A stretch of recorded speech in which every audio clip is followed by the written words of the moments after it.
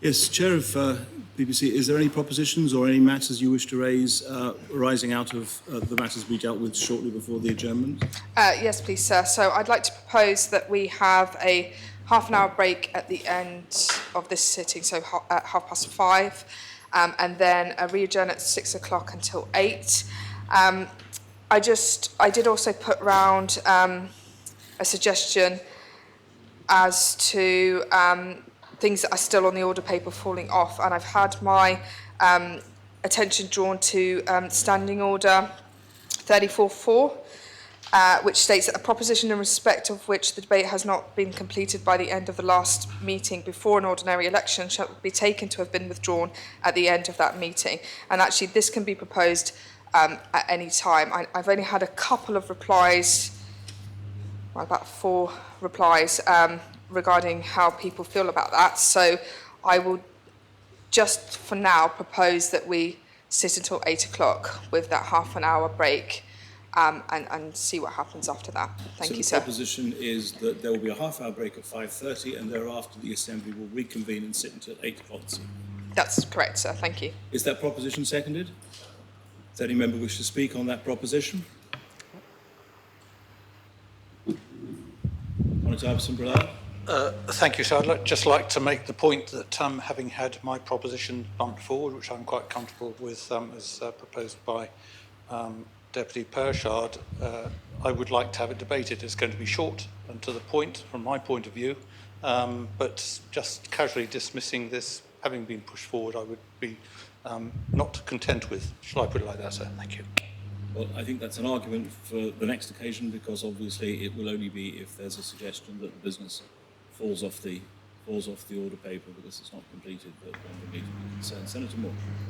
Thank you, sir. I do think this is still rather short notice for many people.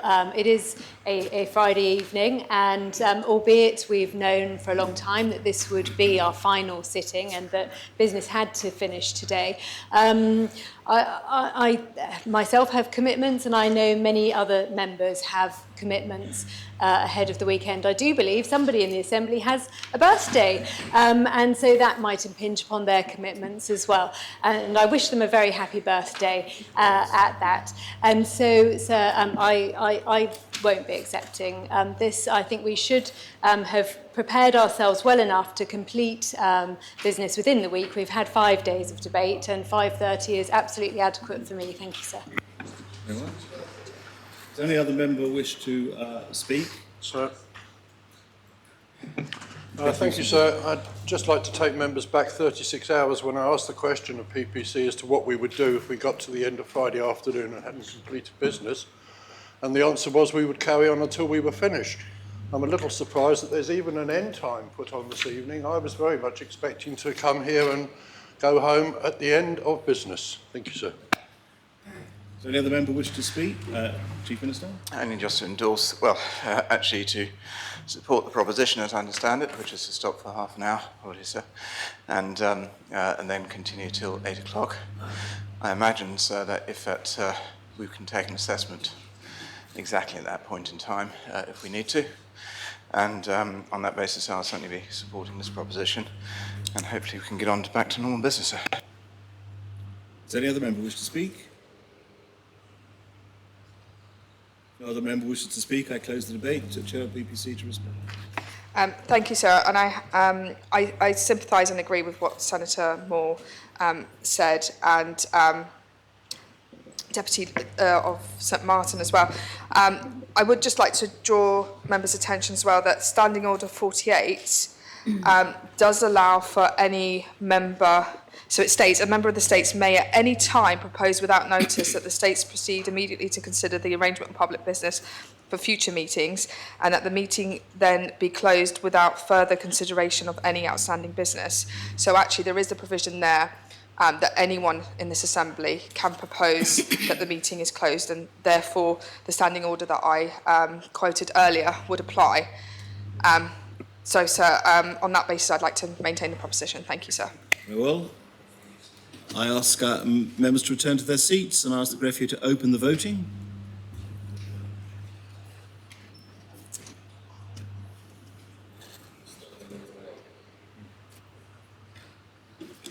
If members have had the opportunity of casting their vote.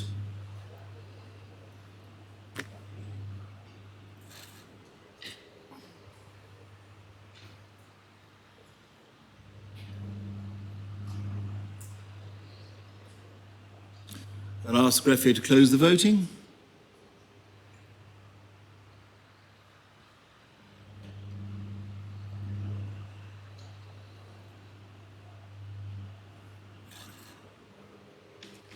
Proposition has been adopted, 25 votes pour, 7 votes contre, no abstentions.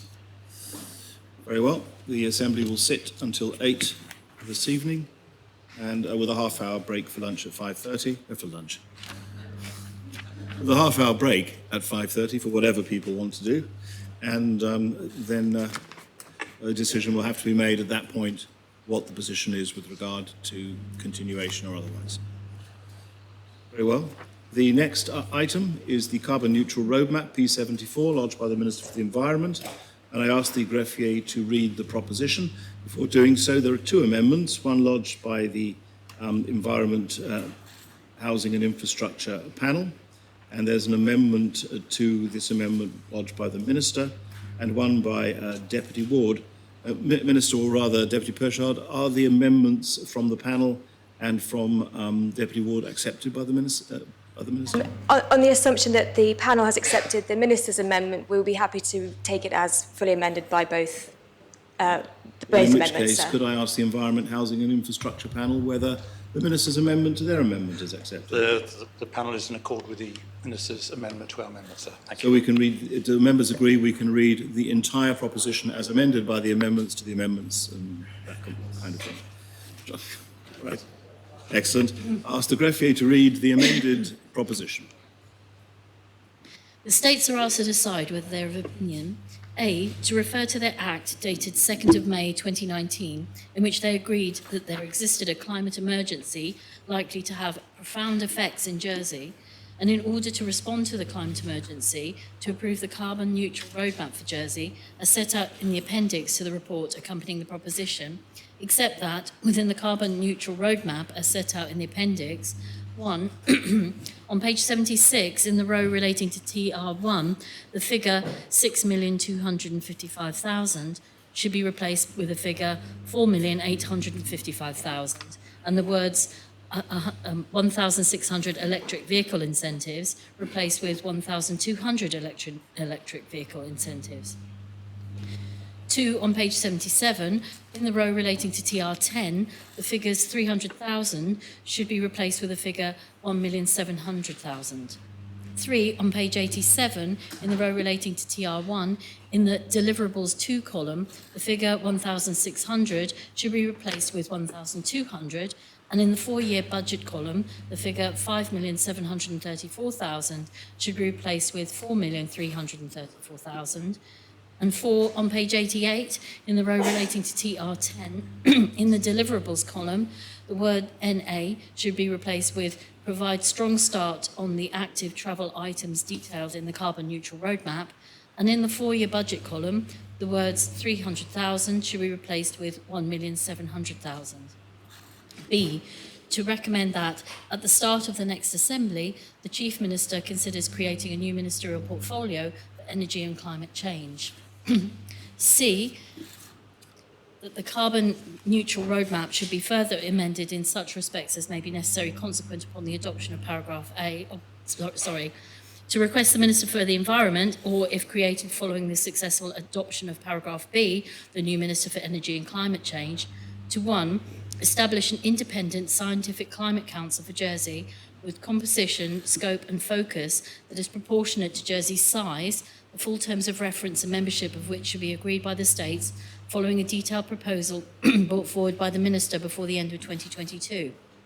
2, bring forward a budget proposal for the Climate Council to be agreed by the states before the end of 2022 and reviewed every 4 years to ensure that the Council is provided with appropriate funding. 3, present to the states on behalf of the Climate Council a report at the end of every 4-year delivery phase for the term of the roadmap prepared autonomously by the Council, which reports on and evaluates the government's of Jersey's progress on reducing carbon emissions and the climate change policy initiatives being delivered by the carbon neutral roadmap.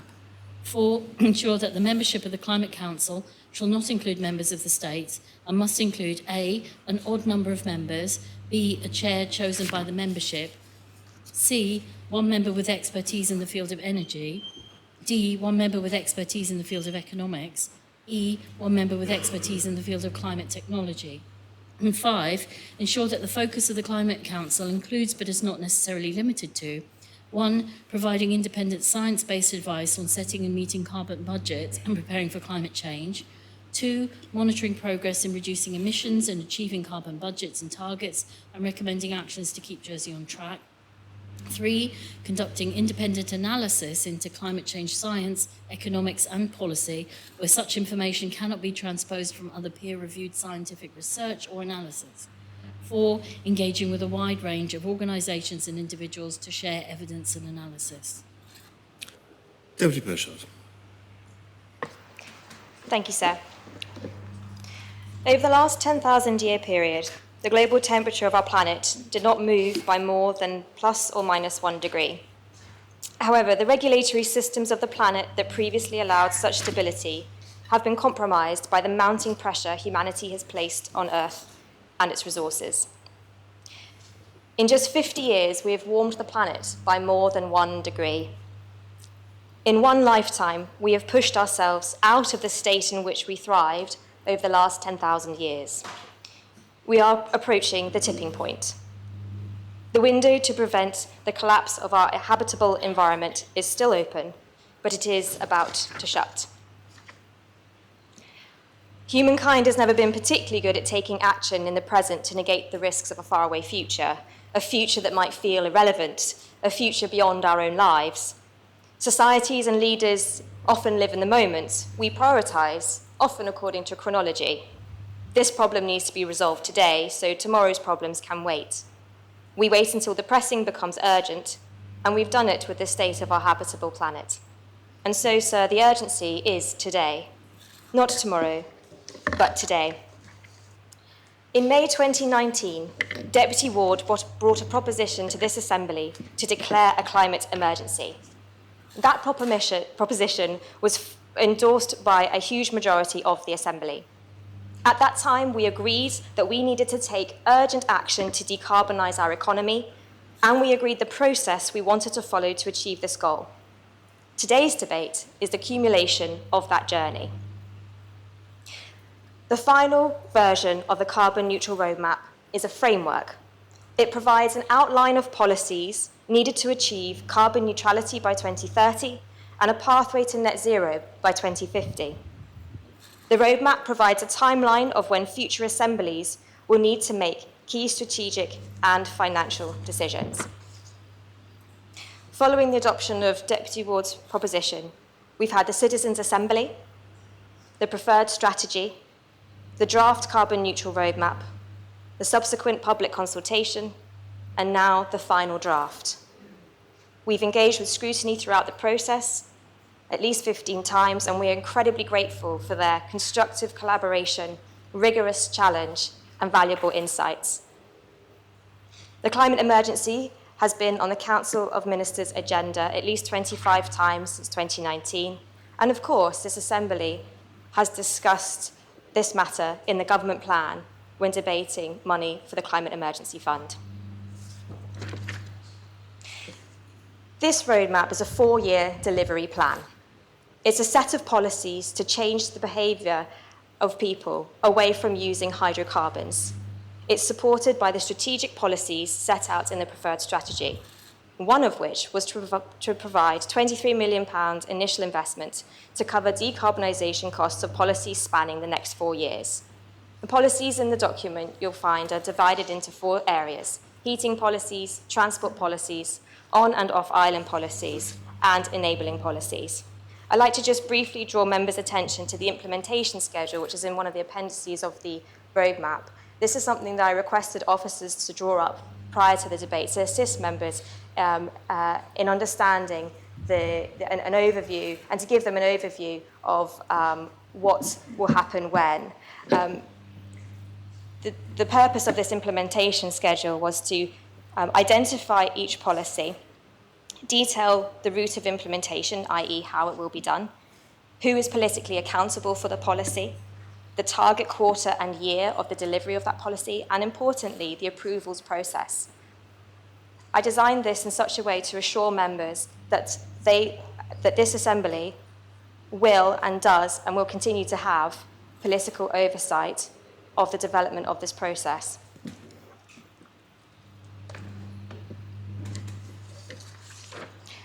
One of the main concerns voiced to me by members in the run-up to this debate has been around the financing. I'd like to first start by saying to members that the £23 million we are proposing to spend in the roadmap is money that we already have ring-fenced in the Climate Emergency Fund. This fund starts us on this journey and supports the first 4 years of delivery. As we now know, the amendment proposed by Deputy Ward has been accepted in full, and as a result, some of the money that was going to be used for electric vehicle grants has been reprofiled to accelerate active travel initiatives, and we're grateful to him for this addition. Members have rightly voiced concern over how the long-term costs of decarbonisation will be funded. Within the roadmap, there is a commitment to bring forward a long-term financing strategy to the next Assembly for debate and for approval. This strategy will look to give global examples of innovative funding, and it's worth remembering that we are not alone in deciding how to face this challenge, and we will look to learn from best practice. Like other jurisdictions, we will look to leverage private and public funding mechanisms. But today is the start. Approving the roadmap will allow us to release money that has been ring-fenced in the Climate Emergency Fund and allow us to help islanders start decarbonising sooner rather than later. The second concern raised to me by members in the run-up to this debate was that around how this might impact those who may find it a financial struggle to decarbonise. Decarbonisation will have significant financial implications for the island, and we will have to work hard to ensure that we avoid unintended consequences of the policies that are implemented. In the roadmap, under Principle 5, you will see a commitment to ensuring what is known as a just transition. That means that the carbon neutral roadmap should not detrimentally affect the most vulnerable members in our community. It is a pledge to ensure that we do not worsen income inequality in any of the policies. During the policy development process, we took into account the impact of policies on multiple factors, including income, gender, disability, age, and more. By reducing our carbon emissions, there are opportunities to help everyone enjoy a better quality of life. The policies to tackle greenhouse gas emissions in particular come with the added benefits of supporting biodiversity, improving air quality, and islanders' health. The interests of both future generations and those currently reliant on polluting industries for employment will continue to be closely considered. Neither of these groups should be actively disadvantaged by being left to live with the impacts of inaction now, or to bear a disproportionate burden of the costs to mitigate and adapt to climate change in the future. Earlier this week, the Assembly demonstrated its commitment to securing a future for our children and grandchildren by firmly rejecting a proposal to suspend the drive to net zero. This showed islanders that we recognise the sobering scientific evidence and are listening to the concerns of our young people. The international community has made it clear that we need to make urgent changes to how we live our lives now, not tomorrow. We can help islanders reduce their reliance on fossil fuels. We can reduce our contribution to global emissions. We can demonstrate to the world that we take our obligations seriously, that Jersey is an ethical jurisdiction in which to live, work, and do business. No doubt, some of the decisions ahead will be difficult and complex. However, doing nothing is not an option. We can't predict the future, but we do have thoroughly researched, evidence-based policy and the people power to make it happen. The time for action is now. Thank you, sir. Proposition seconded. Senator Ferguson.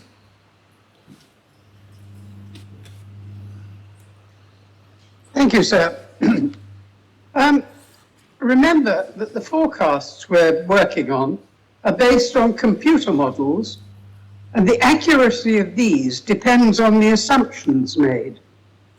For this reason, there are queries as to why IPCC 6 contradicts IPCC 5, for example, with regard to sea level rise. And a review of climate statistics shows no significant effects or deterioration of the climate. The Public Accounts Committee in the UK has been has produced a report which is extremely critical of the overly low estimates of net zero cost by the Westminster Parliament. We need a similar PAC review in Jersey. Before we indulge in the detailed planning for carbon neutrality, it is essential that we evaluate the work required and the costs involved. As I've said already, the expenditure involved is significant and will impose even greater costs on islanders already burdened with excessive costs. We must first pick the low-hanging fruit, and then, not until then, consider the more expensive projects. You know, these simple environmental projects like seagrass and eelgrass into the local ocean. The use of sale proceeds of houses to actually increase the quality of insulation by a given percentage. These are all ways of doing it without hurting the low-income families and the people who are between income support payments and paying tax. These are the people who will be caught out. There is no way that we should start down this road without knowing what the cost is. I mean, would you build a house without knowing what it was going to cost you in the end? No, you wouldn't. That would be extremely improvident of us, particularly when informed estimates forecast something between 11 and 17% of GDP, which is significantly more than the 251 million quoted by the current Environment Minister and Assistant Minister. Please, can we have a proper, reasoned estimate, and based on not just the research that you agree with, but also looking at the research that you don't agree with. You know, there are a lot of papers on both sides of the fence, and they all need looking at, not just the one view. So please, let us have a proper costing before we start on this. Thank you, sir. Thank you, Senator. Is there any other member who wishes to speak on the proposition? Connie Tarb of St John. Thank you, sir. Sir, I fully support these proposals before us today, and I believe that both of the amendments strengthen the original proposal. The money identified for active travel is much needed and will, I believe, give us a better return against our objectives. I recently attended both sessions hosted by IHE on active travel. It was extremely interesting and frustrating in equal measure. The IHE team are doing their very best to make improvements, but don't have sufficient resource, either physical in terms of people or capital to carry out much needed works. This lack of resource means that it has taken me almost 12 months to set up a joint board with the team in St John to look at road safety measures. And I've only just had confirmation at lunchtime that Bonwy Bay will be included in the water testing scheme this summer. Again, 12 months. The scrutiny panel amendment is also welcome, and in my view, particularly the Climate Council. My interest in this area goes back many, many years. In 2015, Jersey was the first island in the Island Games to introduce a walking map for the visiting competitors and supporters, a simple solution to reduce the amount of traffic. This could be easily replicated for islanders at little cost and could help take vehicles off the road, rather than fund EVs. This could and should be done at parish level as well as island level. There are areas on the island where people literally use their car to access local shops and facilities, as it's the safest way for them to do this. That doesn't support our ambition for an active lifestyle, or indeed our ambition for this carbon neutral roadmap. If we look at Leylon School, sir, it is a great example of what can be done. It can be achieved on a local basis when there is a will to make a difference, when there is leadership, real leadership. Funding to assist other schools and or organisations to achieve similar levels of active travel should be encouraged. How about cycle buses being used to get groups of youngsters to and from school as is seen in Europe? For a small investment that could reduce significantly the amount of vehicle movements, particularly around schools at pick-up and drop-off. Another measure that will have a good impact is a hopper bus, something else that I used during Jersey 2015. Too many people make journeys over a short distance that could be accommodated by alternatives. Perhaps we should be considering different tools to encourage people to move to alternative fuel vehicles rather than giving grants. The removal of GST from electric and hybrid vehicles could be funded using this money. The removal of GST could be capped at a certain value of vehicle to limit the impact on GST income and to ensure it is targeted in the right areas. Sir, also in 2015, I worked hard to reduce the emissions of the fleet where I was working. I can tell you, sir, that it wasn't easy. A big issue for any local business is the general lack of mileage the vehicles do each day, each week, each month. We're talking about commercial organisations. In a larger jurisdiction, it's much easier to use the lifetime fuel savings against the benefits of an electric vehicle or hybrid vehicle, therefore paying for the original increased capital costs. Help from the government at the time was zero, with the exception of the Deputy of St Martin. I couldn't get any support from Treasury, IHE, etc. We did manage to get support from the JEC, who helped us make the change possible with the support of the Deputy of St Martin. I was told at the time, it's too difficult. You can't remove GST, as we heard in the previous debate.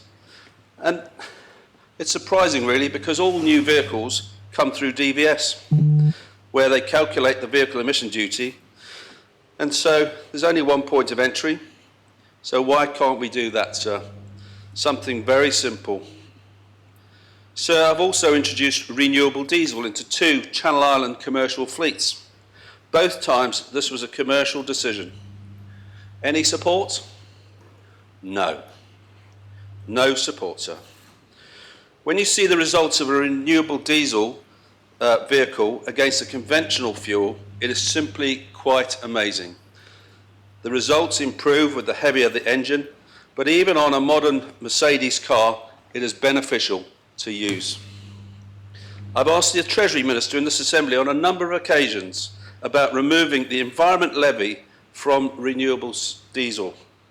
So when I fill my car up, I resent paying an environmental premium on an environmentally friendly product. It appears too difficult. The option? I pay the premium because I'm able to do so. or at times, 50 pence is the difference per litre.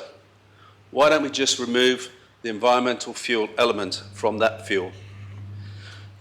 We need to be more ambitious, sir, with a view to exporting energy rather than importing it. Hydrogen is becoming more of an option as every month goes by. What did we do to try and work with the French on their wind farm just a short way off our coast? Apparently, according to some, you're a lefty if you catch the bus. Well, sir, I've been called many things, and this label won't deter me from catching a bus. The label is clearly incorrect, but hey, let's not allow facts to get in the way. Sir, if we aren't going to finish at 8, I'd like to assure Senator Gorst that I have a bus at 22:25 and 23:25, so you needn't worry about how I'm going to get home. I would encourage members to support the proposition as amended. Thank you, sir. Very much, Connie Tarr. Deputy Ward. Thank you, sir. It's always difficult to follow the Constable of St John because he makes some points that I was going to... He's done it twice in this sitting, so he's taken some of the points. But anyway, let's have a little go. I'll keep this as short as possible. So this is a significant proposition that has been brought to this Assembly at the very last opportunity, and it has actions for the future. The notion of a roadmap is perhaps a correct one. A map gives a choice of directions, a choice of roads to pass down. However, this roadmap is our pathway through an existential threat to our existence, not a map you want to read upside down or indeed lose. Now, whilst thinking about this and what I would comment, there happened to be on my TV at home the 1999 film The Matrix on in my house. And it occurred to me, sir, that we have a sort of Matrix-type choice. You take the red pill or the blue pill. The terms red pill and blue pill refer to the choice between the willingness to learn a potentially unsettling or life-changing truth by taking the red pill, or remaining in contented ignorance with the blue pill. 3 years ago, sir, I believed that we were taking the red pill and really going to lead the way as a small island and addressing our contribution to climate change and take the actions we need to be a model for other small islands and larger jurisdictions. But I sense that what we've done, sir, or the government have done, is just grind in a little bit of the blue pill. And I say the government because the Citizens' Assembly were, I think, really ready to swallow the red pill. And a note to the Citizens' Assembly, sir, I want to say thank you to those who engaged in the process. And to those cynical about the process, what is the alternative than consulting with a genuine cross-section of our community? We should be listening and acting on the outcomes. So let me list some of the positives and pitfalls that I see in the roadmap. I'll mix them up so that there's a balance. The first thing is that climate change is on our agenda, and we must not forget how important that is. We are talking about it. It's there all of the time. A fundamental error, I believe, sir, was made in releasing a figure of the cost of addressing climate change, but not the cost and the implications of not acting, and the cost of keeping things the way they are, with old-fashioned, dirty technology that's not going to do any good for the future and at some point will need to be replaced. And this has allowed the debate to flourish based upon fantasy figures on what we can only be called fanaticism. So with my amendment, there is more money towards active travel, and we're having a much wider, more informed discussion on what that means. And we've genuinely started to talk about active travel. I'll come to that in a moment. The move to adopt the Paris Agreement steps us backwards in our commitment, in my opinion. And it means that we are lost in larger countries' targets, losing our own, indeed, the identity in the way in which we address climate change as a small jurisdiction. And indeed, the recent IPCC report recognises the inadequacy of the Paris Agreement in actually dealing with climate change. And I think that will come back to us, and we will need to address that again. And I support the amendment because scientifically that will be addressed with genuine science. And as I mentioned, so we've finally started to talk about active travel, and I'm pleased to have the amendment accepted and thank the many groups that I spoke to regards that amendment. And I thank the Jersey Youth Parliament for their support for this amendment, and that voice of young people. We talk about it so much, but it's so important. And I've got to say, so it really did make me smile when I saw it. It's lovely. So investing in active travel has the potential, and I read something that was sent to me. Investing in active travel has the potential to fulfil legacy benefits that will benefit Jersey for years to come.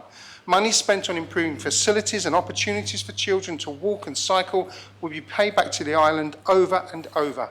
This will take the form of enhanced physical and mental well-being, reduced childhood obesity rates, improved road safety, and other environmental benefits. So even today, and I added this simply by listening to the news earlier, the importance of exercise for treating osteoarthritis is being emphasised across the water in the UK and by the charities linked to that condition. So we talk about cost, it's a double-edged sword. We have seen billions invested in fossil fuel-based economies, trillions, one might say. But now we focus on perceived costs for what will be essential change to our future infrastructure.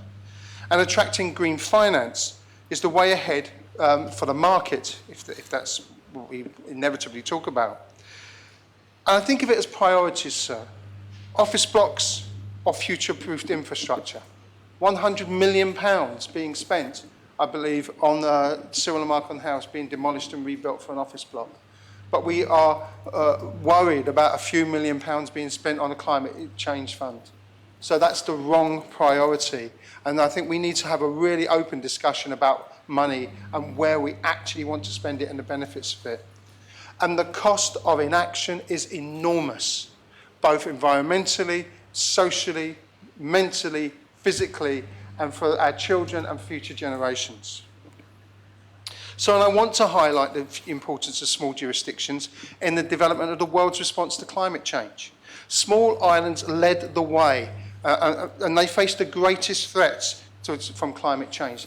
The debate over Kyoto, I think it is, I might pronounce it wrong, I apologise if I have, and Paris, started with small islands pressure. We have a role to play that is more crucial than we realise. And I want to please the Assembly to go away and think about that during election time. I've had a huge pleasure in being involved in the Small Islands Network on climate change from across the world, and having meetings with people sat on a small island in the middle of the Pacific. First of all, emphasises how small the world is and how we share that planet. And the threat to them is a genuine existential threat to their entire community. And that brings with it the moral responsibility that we have as legislative people who pass legislative rules. And we must remember that. It was said to me, the lovely phrase that I got, if you think we're too small to matter, try sleeping with a mosquito. And I think that was a really good phrase.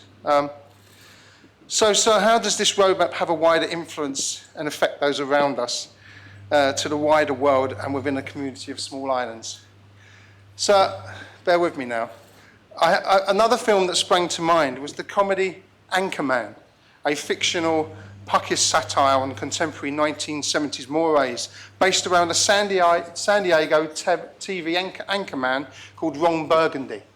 In particular, sir, there's a scene where a cologne used by the wonderfully named Brian Fantana is introduced. So the cologne is called Sex Panther. It's called the most awesome cologne ever made in the history of the entire world, scientifically engineered from space-age petroleum distillates and animal byproducts, with the fantastic strapline. 60% of the time, it works every time. So I cannot help seeing, to an extent, that the roadmap might be called a Sex Panther roadmap. 60% of the time, it works every time. And so that is the problem we have. It has been watered down. The aims of this Climate Change Assembly, the aims of the Youth Parliament, the aims of small islands around the world are not truly reflected in the roadmap, and I understand why, because of the pressures. But into the future, we need to address these issues. And we need to be realistic and not hide behind larger jurisdictions, but instead we need to lead the way and drive change, because we can. But sir, this is a step forward. It's an election issue and an issue for all of our population, and we must engage with it. And I am absolutely certain that in the next few weeks, everyone across the island, when they talk in whatever form of husting they have, will talk about climate change. So we need a Green New Deal, both and a just transition. And it has to have the leadership it needs in Jersey so that Jersey can lead the way with other small islands. And I would urge us to keep that connection with other small islands, whoever's in this assembly, and look at what they're doing, where they are, and share their ideas. Because together, those small islands make up a huge voice around the world, and we can make change. So I say to people, support this proposition. It is not perfect, but it is a huge step forward from 4 years ago, and this is an opportunity for us to take it forward further in the next Assembly. And I say to those in the next Assembly, please take this forward, build it. You are going to face the reality of climate change, not in 2 generations' time, but in the generation that have just been born. My children will face it, and my grandchildren will face it if I ever get any. But sir, I want to make sure that we leave a legacy that is beyond just small gestures, but one that shows that Jersey led the way. And we built, in what we do in this Assembly, something that we will look back on and say, that was the point where we started to make real change. So we can afford this, and we cannot afford to not to. So, sir, please, I urge people to support this proposition. Thank you very much, Deputies. Any other member wish to speak on the proposition? Conor Harbison Brillard. Thank you, sir. I would first of all draw members' attention to the scrutiny report SR7 produced by the panel, and I'll just speak to 1 or 2 pertinent elements.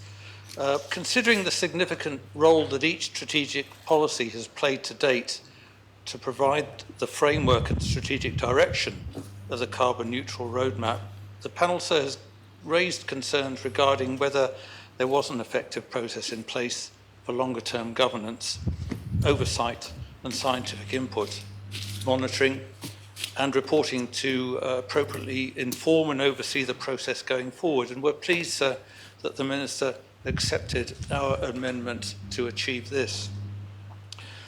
The panel emphasises that through extending the Paris Agreement on climate change to Jersey, significant scientific input as well as monitoring and reporting obligations will be required. The energy market review will require considerable research, input, stakeholder engagement, as well as cross-jurisdictional working to manage the transition in a manner that is appropriate to Jersey. Although the first delivery stage of the carbon neutral roadmap will be delivered through the £23 million available within the Climate Fund, the longer term financing strategic policy will need to be researched and established to address the challenges for acquiring the substantial funds that the island will need to meet its targets up to 2050.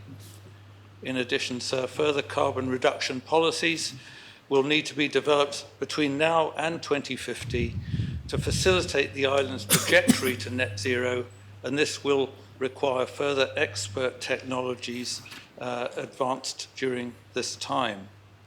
Concurrently, sir, the above, as I've just mentioned, will need to be efficiently fulfilled via cross-government department working and will expand multiple government terms.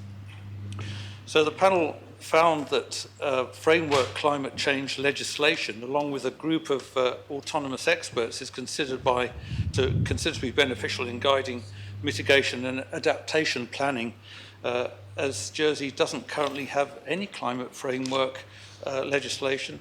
We consider this should be progressed in the next term of government with the aim of enshrining Jersey's commitment to carbon emissions reduction in law and to underpin and reinforce the policies within the carbon neutral roadmap. And we highlight several elements with regard to skills and training, with regard to the actual transition, with regard to sequestration, with regard to capacity and resourcing. But so overall, we're satisfied with how the Assembly recommendations have been fed into the policy development process. Moreover, where recommendations have been rejected or will be considered for the medium or longer term development of the policies, the panel is satisfied with how the government have demonstrated any future alignment or the reasons for the rejection for the recommendations. The panel, the recommendations come earlier on in the report, and there are 9 of those which members are welcome to look into in detail should they so wish. So the panel notes that, as reflected in the lodged version of the carbon neutral roadmap and of the recommendations applicable to government, 80 have been accepted, 25 are under consideration in the medium to long term, and only 6 recommendations have been rejected, which in the main, sir, is to assist with ensuring a just transition. I look forward to supporting the proposition, sir. Thank you. Very much. Right, I'm Deputy Guido. Yes? Just too busy taking notes, sir. It's always difficult to time exactly when you want to speak or when you can speak, and I would have liked to do it at the end so I could answer as many questions as possible. But there's a randomness in the order. So a few things that I can answer. First of all, again, if anybody has any doubts about the climate emergency, don't dwell on it. It's been said earlier this week, what would happen if we made the world a better place by mistake? This is not a problem, and this is going to make the world a better place. I quite jokingly say that after you've experienced electric vehicles, petrol-powered vehicles look vulgar. They smell and they make noise. We don't take that from human beings, so why would you take it from vehicles? And there's many other benefits. It's a simple and a little bit primitive example of the fact that a lot of what is needed to become carbon neutral is actually good for many other ways. We've called that, and you'll find it quite often in the carbon neutral roadmap, co-benefits. And it's something that we have insisted upon from the start to say, examine the co-benefits. If we do something, if we spend some money on something, you may find that even if there wasn't a climate emergency, this would still be good, this will still be important. I've gone a little bit quick into this. I'd like to also mention the fact that this was given to us by Deputy Ward. It was a little bit of a surprise. It shouldn't have been. We should have been working on this. We should have started this as a government, as a matter of fact. But we were a little bit surprised by, now you have to deal with carbon neutrality as well. Mea culpa. However, I must say that the 3 ministers involved and all of the civil servants involved took the ball and ran with it. We never thought for 1 second that this was a bad idea. We never thought for 1 second that we would procrastinate or in any way hinder it. We thought, yes, this is absolutely necessary. This is a brilliant idea. This is something that we absolutely need to do, and we'll do everything we can to make it work. And politically, that's exactly what happened. And for those who know the civil service, you can imagine that not only they were all for it, but it's the sort of stuff that they love. Completely new area of policy that they can research, that they can buy research for, that they can commission research for, that they can examine. They absolutely love that, to the point where we actually had to check them a little bit and say, yes, but we need outcomes. We actually need to do something. And if there is anything that we can apologize for, is that it took quite a while to come to those outcomes. We did help finance the post office fleet to the cost of about £150,000, but this was through the JEC, so it may not have been apparent. But indeed, this government hasn't done much until now for carbon neutrality. We are ready. We have accumulated funds, we have a plan, and we are ready for the next 4 years. Of course, there is much more to do. And we have heard again from doubters that, yes, this is going to be very expensive, and we have to be very careful with it. £300 million. In the plan, you'll see 250, but it's a ballpark figure. Call it £300 million. Spent over 10 years is 1% of the buying power per person per year. So can we actually say, well, we're not quite sure about global warming, we're not quite sure about the importance of not depending on petrol, will not spend 1%. Deputy, could I just ask members who are not present to indicate whether they are online, because we're not quorate by quite a margin within the chamber itself. Still here, sir.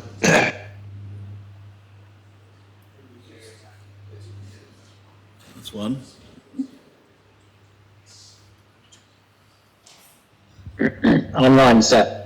2, 3, 4. Yes. Please carry on, Deputy Procurator. Of course, I forgot where I was. Does anybody remember where was my last word or last sentence? Actually, no. 1%. I apologize. I do need to go through this. But yes. It sounds like immense amounts of money, but to a country that has a 3 to 4 billion pounds GDP, it is not a lot. It is 1% per person. And nobody here can say that they cannot dedicate 1% of their income or spending power to actually working on the climate emergency. We also talk about the economy, and sometimes you see said that that economy will actually pay for itself. And if you think about it, it's difficult to imagine, but we've actually lived it several times. The more recent major change was completely in the consumer area, and it was flat screen TVs. I mean, people had tube TVs that had been in their house for 20 years and didn't need to change them. That market was dead. You couldn't sell a new TV to anybody because they had inherited one, they didn't need one. Then they come with flat screen TVs, and all of a sudden you have a completely new market, and within a few years it's completely changed, and now they're extremely inexpensive. This is the sort of things that we will experience with this. I've heard a lot of criticism about electric cars, and one of the major ones, especially in environmentalist circles, was cobalt. Oh, batteries, lithium batteries use cobalt. That's absolutely horrible. Kids have to dig for it in the Congo. It's really, really bad. So we shouldn't have electric cars. And my position on this was, wait a minute, there isn't enough cobalt to go around. There just isn't enough. So if there is demand for it, that goes beyond what is possible, the people manufacturing batteries will be desperate to find another way of making batteries. That's the way the market works. They will spend, when nothing had been done for 100 years, they will now spend billions, tens of billions, in cases, hundreds of billions, just to figure out a way. And that's exactly what happened, actually quicker than I expected it. The largest electric car manufacturer in the world now makes half of its cars without a gram of cobalt. Within 2 years, they probably double their production and not use cobalt at all. And it is true for many other things. And we are still starting. There are still many, many avenues in the way that you can develop batteries, including some very old ones that we haven't used for other reasons. So there is plenty of research, plenty of discoveries still to be made. But to start that market, you must give it a critical mass. And if you don't, if you say, well, we'll just buy 10 electric cars a year, it doesn't happen. When you say the market for electric cars is 15 million a year, it happens very, very, very fast. So getting stuff started is quite important. We've also mentioned, or it has been mentioned, that this has been quite slow in coming. Yes, absolutely, this has been quite slow in coming, but this is the proverbial super tanker, 200, 300 meters long boat that is heading in one direction, and then you need to switch. This is the sort of things that we have to do.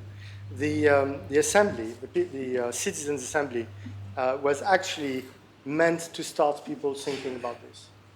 It is very difficult, very slow, but when we had a few people, in the same place, being told all the facts, being asked to think about it, they went overwhelmingly in that direction. The Citizens' Assembly was extremely bullish on doing something about climate warming. They came up with weird and wonderful ideas. It was quite impressive.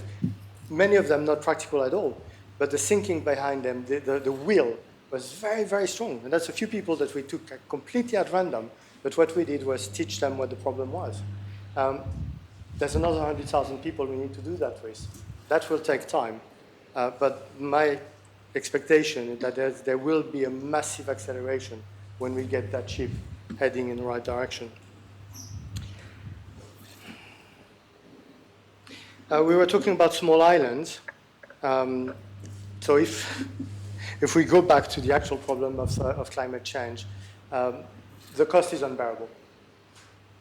If you start looking at the actual risks, the actual damage done by a couple of degrees of warming in the world, the cost is incalculable.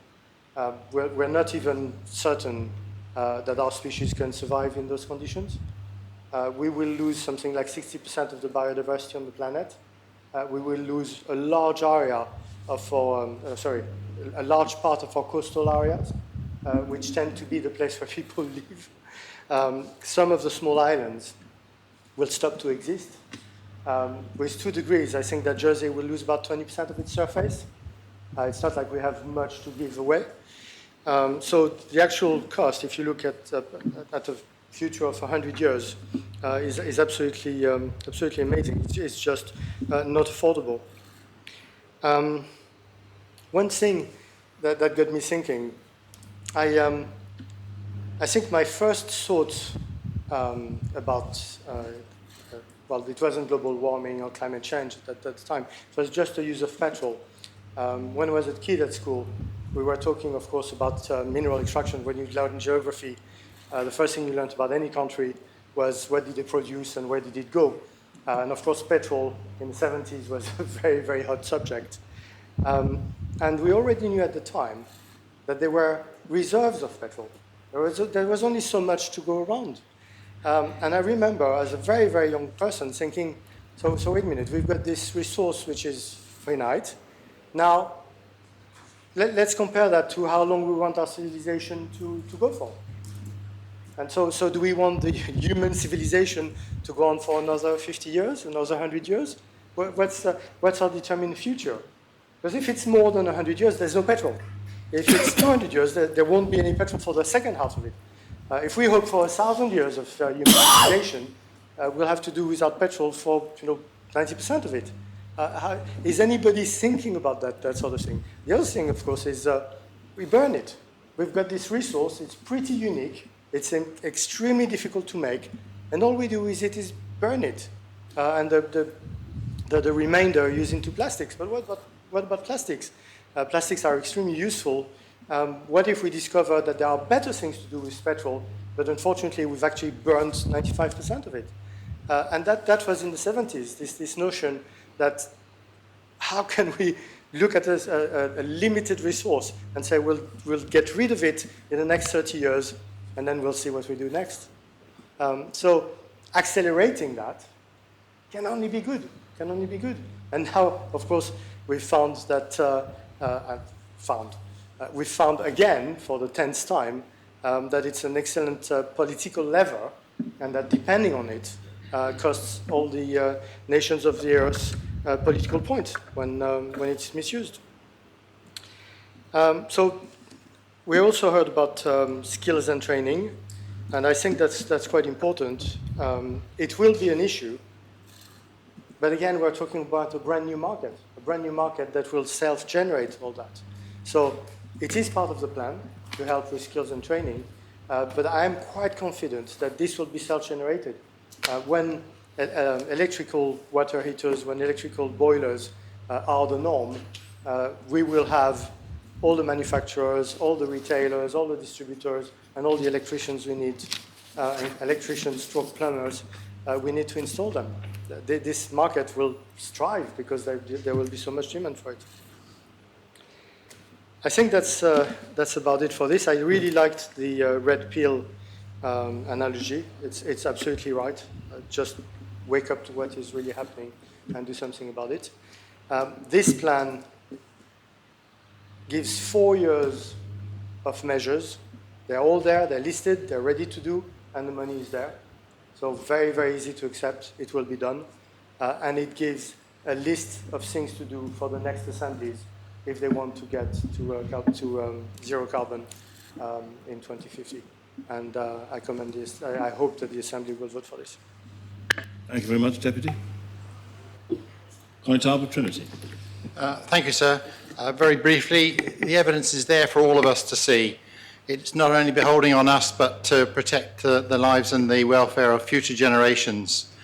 There are always detractors in these matters, but I count those as coming from the King Canute school of thought, where they think they can sit there and hold the ever-rising tide back, along with all the other downside to this global warming. So I don't intend this afternoon to add to the emission of any further hot air, just to say that I will be actively supporting this. Thank you, sir. Does any other member wish to speak on the proposition? No member wishes to speak. Deputy Lewis. Thank you, sir.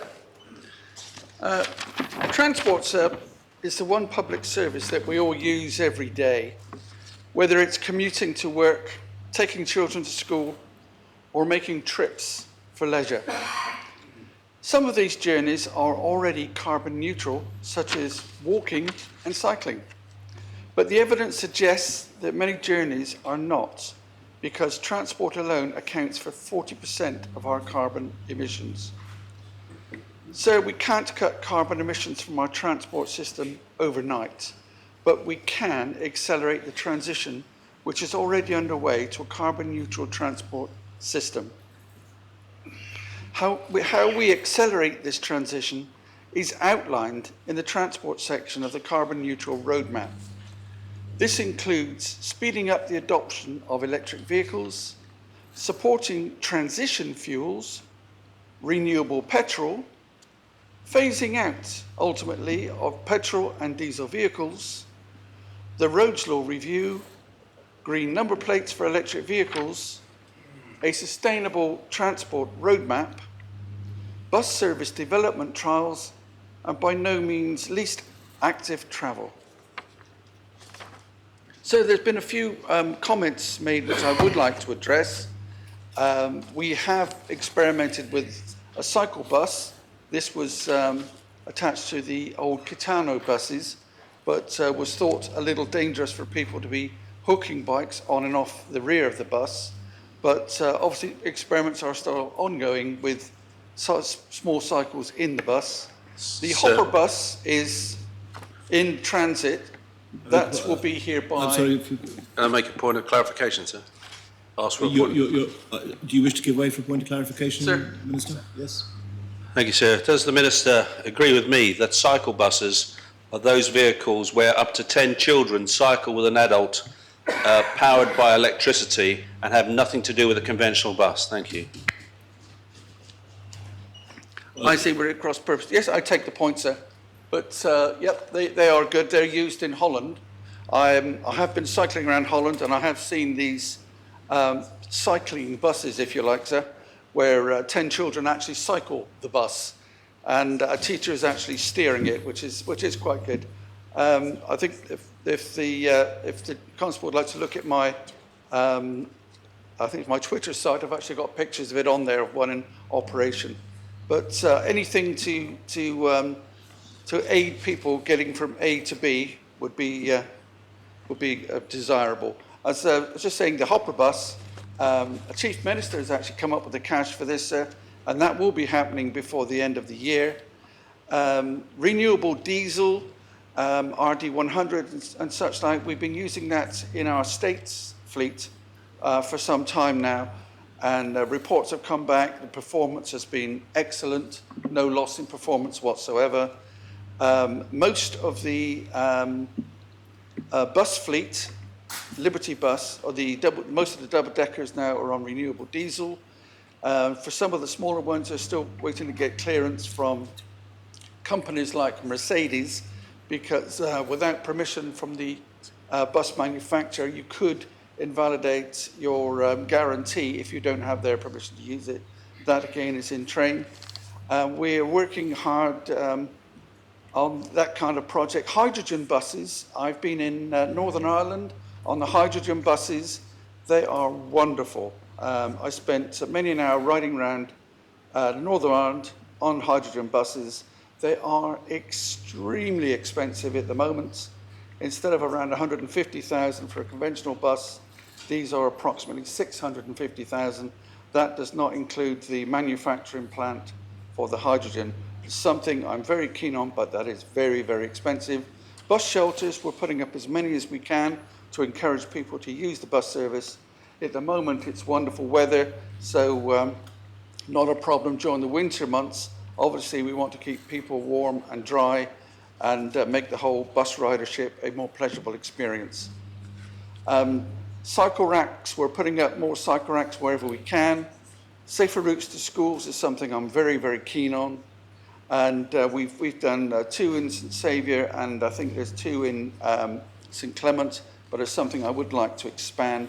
A cycle route, obviously we inherited the old railway line from the west of the island. Sadly, the east of the island was sold off for housing, so that's more of a harder job. As I say, I've been cycling around the Netherlands quite a bit, so I picked up quite a few ideas there. So I fully support moving to a carbon neutral transport system, but where I have my reservations is how hard we press on the accelerator to speed up the transition. My concerns were helpfully summarised by the Jersey Youth Parliament in their climate report from October 2021. It reads as follows: clearly, legislation and guidance is required in order to show islanders the way, but incentives for those who are reluctant and help for those struggling are also imperative to make certain that our quest for carbon neutrality goes smoothly. Sir, I'm not convinced the journey to a carbon neutral future will be smooth, but I agree with the Youth Parliament we need incentives for those who are reluctant and help for those who are struggling with this change. This roadmap provides incentives, and these incentives have my full support, and I hope the future government will introduce more incentives to encourage the transition.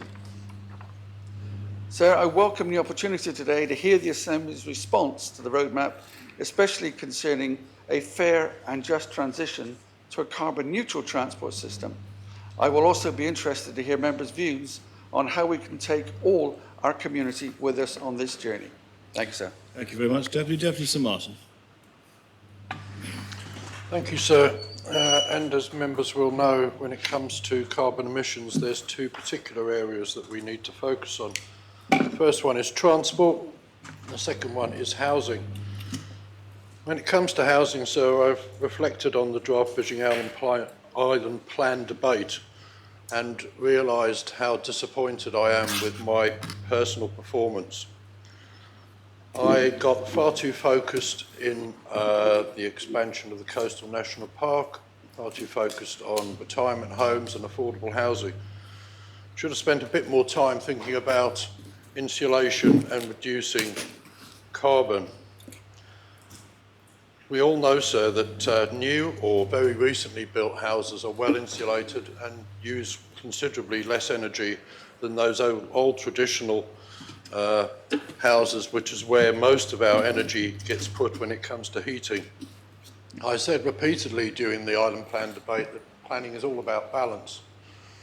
And thank goodness we've got a new Island Plan coming, because I think we need to reevaluate that balance when it comes to carbon emissions and historic buildings. So I look forward to that debate. When it comes to cars, I share Deputy Guida's enthusiasm for electric vehicles. He and I both share a choice of the same vehicle currently. I agree with him, we need that massive acceleration that he's talking about. We need that critical mass of electric vehicles, which he spoke about, and I further agree with him that it's coming. You only need to read the pages of any motoring magazines now to see the proliferation of electric vehicles over those powered by diesel or petrol. So at a recent meeting, a public hearing of the Environment Scrutiny Panel, we had a person in front of us who said, I'm a member of the carbon neutral team and it's been an interesting experience. We're not completely aligned, but we're heading in the right direction. And I pressed that person on what they meant by not being aligned. And I said, and I quote, can you tell us what areas you're not aligned in? And the person then said, basically, obviously, electrification. I do not believe that we're anywhere ready yet. We all agree we're heading in the same direction, but I do not agree with the speed that things are intended to happen regarding the changeover from petrol and diesel to electric. And I pressed him, I said, do you want it to happen faster? And the response was slower. I think it's going too fast. I don't think we're ready yet. That person was the last speaker in this assembly, the Minister for Infrastructure. Ma'am, I look forward to a new island plan, a new government, some new incentives, some new initiatives, and some new decisions. We need to do better, we need to do it quicker, and we need to get on and make decisions. Thank you. Ma'am, I have clarification from the last speaker. Are you willing to give way for a point of clarification? Yes, absolutely. My point, ma'am, was we said we're not ready yet. We need the charging infrastructure to charge all the electric vehicles that are coming, and people living in flats wouldn't have that. That was my point, ma'am. I hope the Deputy agrees with that. I've got no comment, ma'am. Does any other member wish to speak? Deputy of Greville. Thank you. And I'd like to join this debate because that was what we were talking about earlier this week, surely, was aligning our utilities with what the objectives are in this States Assembly. And if our objectives are to press the accelerator hard, then I'm afraid that is exactly what our utility companies have got to align themselves with our objectives. So I really cannot accept that we're not ready, end of.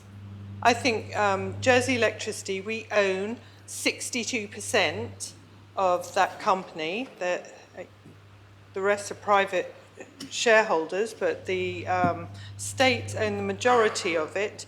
So I'm afraid they have got to work in the right direction and satisfy the objectives that this Assembly lays out for them. So I'm in full support of pressing the accelerator really hard. I think transport and the changes can be achieved relatively quickly if there's a desire to do so, and I feel that there is most certainly a desire to do so from what I'm hearing in this Assembly. We might have to offer incentives, but I think the Minister for Infrastructure has alluded to certain things, but you know, from my perspective, seeing the cycle routes, I'm sorry, but it's not happening fast enough. We have Senator Moore and I and Senator Pallett, we took maps, gave them to the constables sort of 3 years ago, just before going into lockdown. I know some parishes have, and I'm looking at St Martin there, have been very proactive in that. They've formed committees to set out routes, because it's clear that we're not going to have dedicated cycle routes like I once had the idea that we could continue the railway line in Greville. I admit that there is housing on some of it, but it's not insurmountable. We could have carried that route along. I've even walked the route with the Constable of Greville several times with several ministers, actually, where we could have an off-road route. But in order to sort of suggest a quicker way of doing it, we just felt that some of the beautiful country lanes could be highlighted to have a priority for cyclists and pedestrians. Like I say, I think some parishes are being a little more proactive, but I would like to see that. There's no reason why we can't have that. What's holding us up? It's so frustrating, and I think these initiatives we really must push forward on. So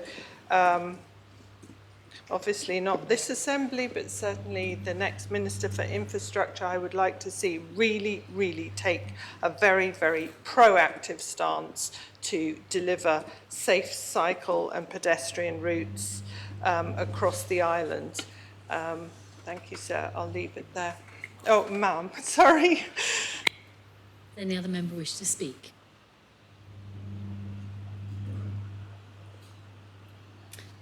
Deputy Young. Thank you, ma'am. And I wanted to apologise for not being in the Assembly in person today. I wanted to do it all week, unfortunately, due to a minor matter. I ended up in A&E last night, and I've just got it. But so I don't. I'm interested. Sorry, Deputy, if just one moment. Deputy Young was recorded as Mallard this morning because he was actually in hospital. Oh, sorry, I thought you were and Mallard he's for the later day. informed us that he's back in the land of the living and joining us via Teams. Yes, I wanted. Thank you, ma'am, for clearing that up. I thought members ought to know that. So I can assure you, if I could have crawled in today, I would have done, but I wasn't allowed to. I wanted to say a few things, please. I think Deputy Ward spoke about a framework, and if you like, we called it a roadmap. But I think what we've got here is a really important, good start. And I think, the choices are myriad. And some of those choices are easier to make now. Others are easier to make later, as I think. Sorry, ma'am. Sorry, Minister. Just are we actually caught again? I do believe we're not. Can I ask for the roll call, please?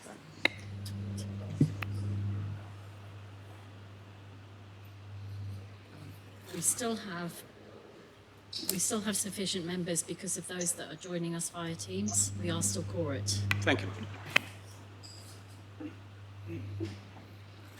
So can I continue, ma'am? Can indeed, Deputy Young. Thank you very much. I think as the Constable of St Ballard said, he read us out the conclusions that the group came to, because this was very much a group piece of work, this, and I'll come to that in a moment, of which things could go more clearly together now, or at least where those decisions are easier, where the case is very, very strong, and others where we think there will be potential change for the future. But there is the opportunity through the whole mechanisms of the roadmap or the framework for future governments to accelerate, to add to the programme. And I personally are very much like the programme of energy conservation, because you reduce energy use, and therefore, but of course, if that energy use is no carbon, then that doesn't achieve the carbon objective. But nonetheless, the insulation issue is a very big one. And I was reminded, I did some figures the other day. I promised the Senator Ferguson I'd look at some numbers.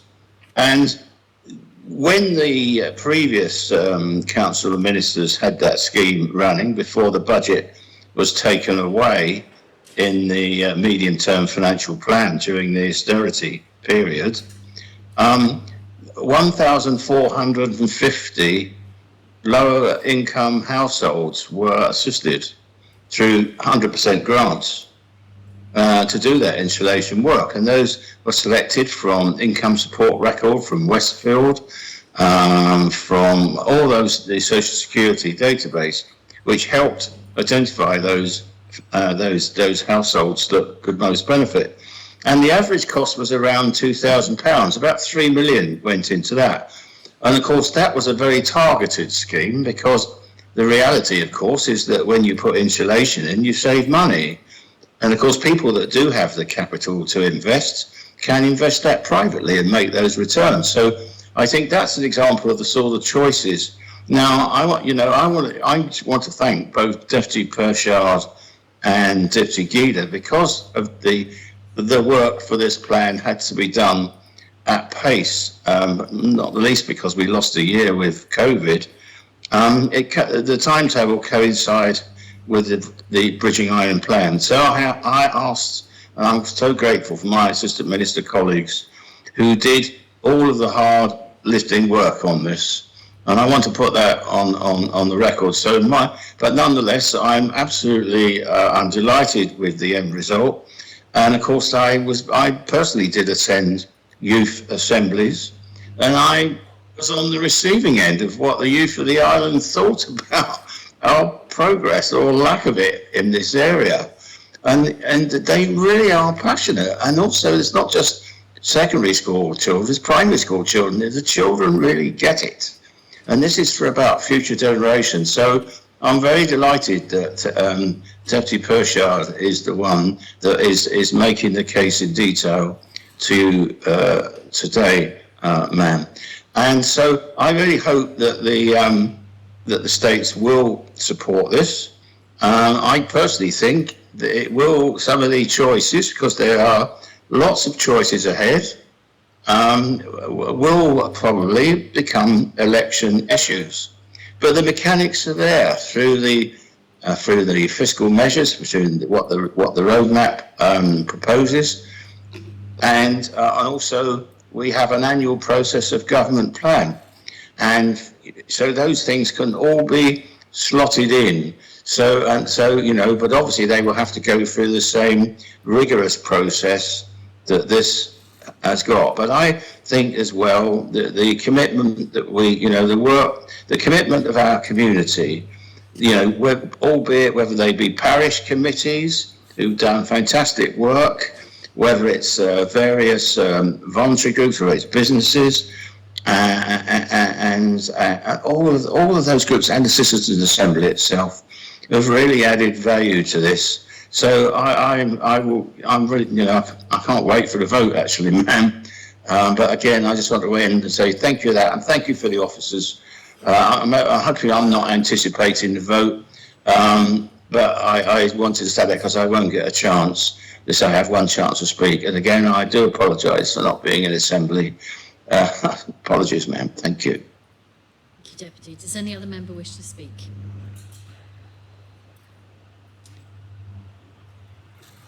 No other member wishes to speak. I close the debate and call upon the Assistant Minister to reply. Thank you, ma'am.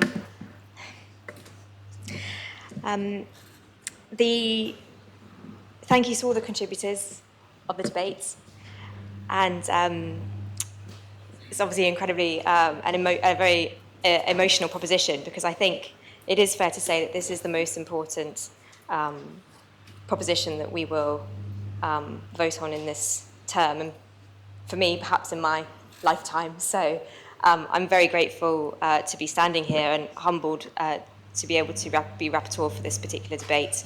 I would like to just, I'm sure members will indulge me for 30 seconds whilst I just say quickly that whilst I was always designated to do this, my minister did intend to physically be here and for unforeseen circumstances couldn't, but as members will know, and as members of the public will know, that the minister is retiring at the end of this political term, and this would have been his last day in the Assembly. So I hope members will join me in applauding him for his lifelong public service, both in the civil service and in this Assembly.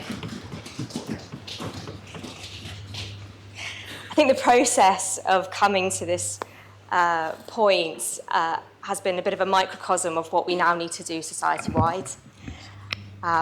Deputy Ward and I are very much on the same page that anything less than an emergency effort is not good enough, it's not fast enough. But as members have heard, and as I've experienced as the Minister responsible for proposing this, not everybody agrees. And the most important thing, I think, is that we have buy-in from everybody. And that buy-in will only happen with a little bit of compromise, and with negotiation, and with education, and with collaboration, and with sharing, and with understanding. And it's with those values and qualities that I have endeavoured to, with my fellow Assistant Minister, and my Minister, of course, and all the officers working on this. That is where the space where we have come from to develop what you see before us. And it's not a matter of should, it's not a matter of must, it is a matter of need. We need to do this, and we need to do it now. But I am grateful for the support of the Assembly, and I will leave it there. Thank you so much. Can we have the appel, please? The appel has been called. I invite members to return to their seats. In a moment, the greffier will open the voting, and those joining us via Teams should indicate their vote in the chat. Vote is open. Ask members to cast their votes.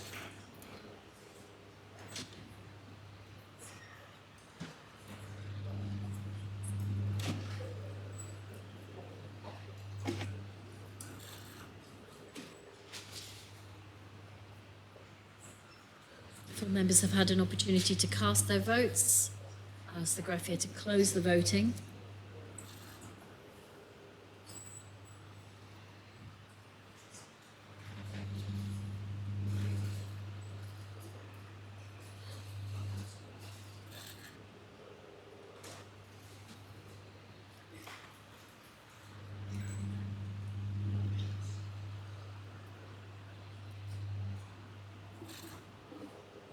And I can announce that the proposition has been adopted. There were 35 votes for and 1 vote contra. The one, please. Yeah. Senator Ferguson voted contra. Mark, I'm aware of the time in the afternoon. I'm wondering if I could beg the indulgence of the Assembly, if they would mind slightly reordering the business and taking next P75. It is a matter for members. Is that proposition seconded?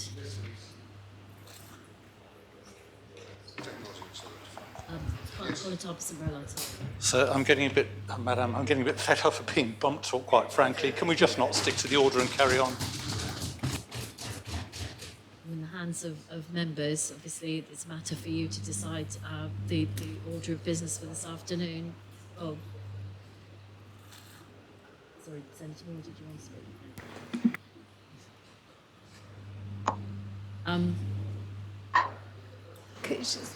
Do you want us to go to a vote, ma'am? I'm happy to I think it's probably propose best to that have we a do. vote on this rather than having a debate. If perhaps the graphier could put a vote upon the system, voting to take next item the P75 Technology Accelerator Fund.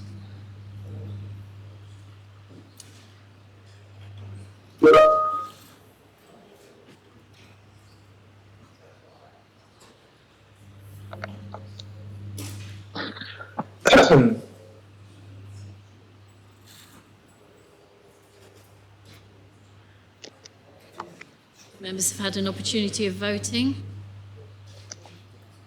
The graphier will close the voting. And whoever's got their microphone on, please turn it off.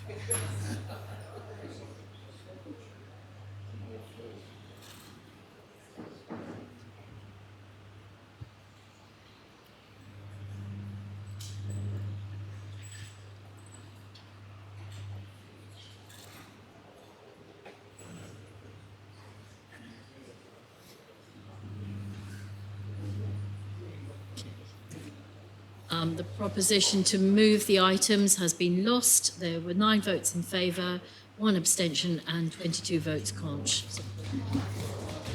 Consequently, the next item is indeed Parish's Green Waste, P73, lodged by the Conotop of St Brelard, and I ask the graphier to read the proposition. There's one amendment lodged by the Minister for Infrastructure.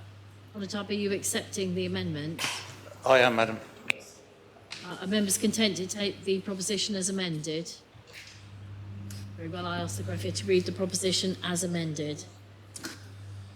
The states are asked to decide whether they are of opinion to request the Minister for Infrastructure to initiate arrangements in order that green waste from the parish's dedicated household curbside collection scheme may be received free of charge at the green waste facility at La Collette. Ma'am, before the Constable speaks, I have to declare an interest. I have a family member who runs a business who from time to time collects green waste, and that I haven't got a direct financial interest in that business, but I think I should declare the interest. Noted for the minutes. Thank you. Thank you, Madam. This proposition is very simple and brought as a result of experiences during lockdown in both St Saviour and St Brelard in 2019. It complements government strategy, and there are ample examples in the UK and on the continent to draw upon to ensure parishes harness best practice and maintain standards of service achieved during the temporary period. Both parishes, Madam, arranged with their staff to collect green waste to assist parishioners who were accumulating garden green waste, given that the La Collette facility wasn't available. It proved to be popular, and there was no charge at that time from the department. However, subsequent to further discussions after restrictions eased, the department has indicated that a charge would be made. Our late, much respected colleague, Madame the Connétable St Saviour, commissioned an options paper to develop the concept of a green waste curbside collection for her parishioners. And I thank her for that, and agreeing it to share with other Connétables on the Monday before her untimely death. The aim of the report was to present information that had been provided by the parish of St Saviour, which was and had received information from the solid waste team at La Collette, and also collected from desktop research. Detail was provided to support the parish to consider the feasibility of the proposed household green waste collection, and concludes with a set of actions to enable moving ahead and shaping a future service. This proposition is in answer to one of those actions. In the light, Madam, of the carbon neutral roadmap, which will be which we have now discussed, it was going to be later, it is to me a natural progression that parishes develop their curbside recycling collections. It helps reduce car journeys, it helps deter fly tipping, and indeed produces a product which is of benefit to the horticultural and agricultural sectors. It enables everyone to play their part in recycling and demonstrates support for Principle 4 of the island's carbon neutral strategy. I'm grateful, Madam, to the Minister for his amendment, which refined the semantics of my proposition, and I'm pleased to have accepted it. I'm aware that discussions will need to take place between the parishes and IHE regarding the finer points of the scheme to ensure purity of the delivered green waste to La Collette, to discuss the frequency of collections, to discuss the type of receptacles to be used and how these might be provided, and also, of course, the type of vehicle to be used. Madam, I make the proposition and will happily respond to any points members wish to make. Thank you. Is the proposition seconded? Well, I saw Senator Moore. Thank you, ma'am. Simply wanted to show my support for the Constable of St Brelard and the late Constable of St Saviour for bringing this proposition and new service to the parishes. As I now have potentially 3 parishes to cover, I've been attending the recent assemblies, and it is very clear that unless our parishes develop and expand and remain there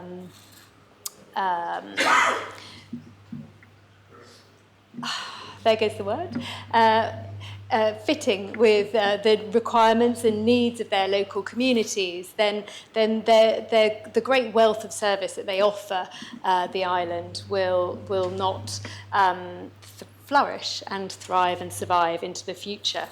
This is a really excellent example of something that both fits environmental needs and provides a service that is much required. And in fact, I earlier on in this term looked at the potential for collecting food waste, which sadly the infrastructure department was not keen on. But I would like to ask the constable if he and his colleagues might consider doing so in future, as that would be an excellent addition to this service. Thank you, sir. Does any other member wish to speak?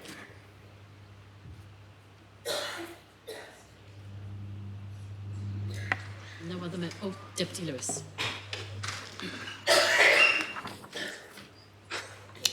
Thank you, ma'am. Firstly, may I thank the Constable of St Brelard for accepting my amendment to his proposition. Secondly, I wish to thank all the constables and parish officials for hosting recycling bring banks and for providing curbside collection schemes, which have contributed significantly to increasing the amount of waste we recycle as an island. Currently, householders can deliver their green waste to the reception point at La Collette from Wednesday to Sunday at no charge, whilst commercial deliveries are accepted directly into the composting facility Monday to Friday at the rate of £69.55 per tonne. I cannot accept commercial waste free of charge because this Assembly previously voted for P20 2020, which introduced a charge for the reception of green waste from commercial operators. I am, however, pleased to support the Connaught Arms proposal for IHE to provide to receive household green waste from parishes free of charge, provided it can be evidenced that the green waste has come from a dedicated household curbside collection and it meets the waste acceptance criteria to ensure the quality of the final product is maintained. And part of that maintenance, previous to the last question, there must be no food waste whatsoever, because if this were to end up on farmland, the supermarkets would possibly refuse to accept the products. Ma'am, I would just like to remind members that this is the final product, of course, our genuine Jersey soil improver made from garden waste received at La Colette Green Waste Reception Site. Thank you, ma'am. Does any other member wish to speak? Very well. If no other member wishes to speak, Honourable, do you wish to reply? Thank you, Mum, and I thank those members who spoke. And I think Senator Moore is absolutely right in that at election time, people are very interested in what goes on at their doorstep, probably over what happens in global terms. And I think many of us have had that experience. There's no doubt that it fits the environmental need, and I do suggest, ma'am, that I think we can save a lot of car journeys going to La Colette by doing it at the curbside. I thank the Minister for his comments and continued support, and fully understand that foodstuffs or food waste is not acceptable, and we will have to work with the department to develop guidelines within the parishes and disseminate that to our parishioners. I have experience of using the soil improver, and I'm sure my vegetables will show just results in due course. So, Madam, I make the proposition and ask for the appel. Thank you. The appel has been called for. I invite members to return to their seats. In a moment, the greffier will open the voting. Vote is open, and members can cast their votes.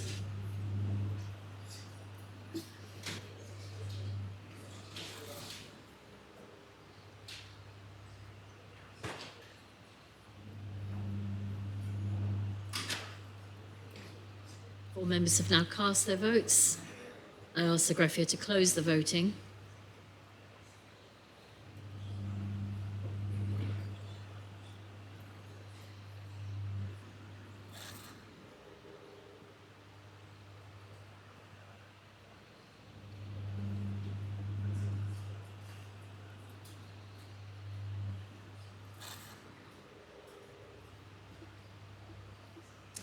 And I can announce that the proposition has been carried, 37 votes in favour and 1 abstention. Can we have the abstention, please, Mum? The Connaught Harbour Grouville abstained.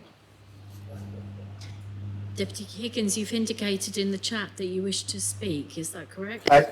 Yes, ma'am. We have obviously the technology fund coming next. Then there's my proposition on compromise agreements and non-disclosure. And then we have the final one with the Ministry of the Environment. I've decided to withdraw my proposition from the Assembly, and if I decide to stand in the next election, I will introduce it at that point. That is, if I stand for election and I get re-elected. However, I know members have had a long week. There are those with families, and I don't want to particularly burden the Assembly any more than is necessary, and so I shall withdraw P76. Thank you, ma'am. Thank you, Deputy. Very well. Then the next item of business is Technology Accelerator Fund P75, lodged by the Council of Ministers, and I ask the greffier to read the citation.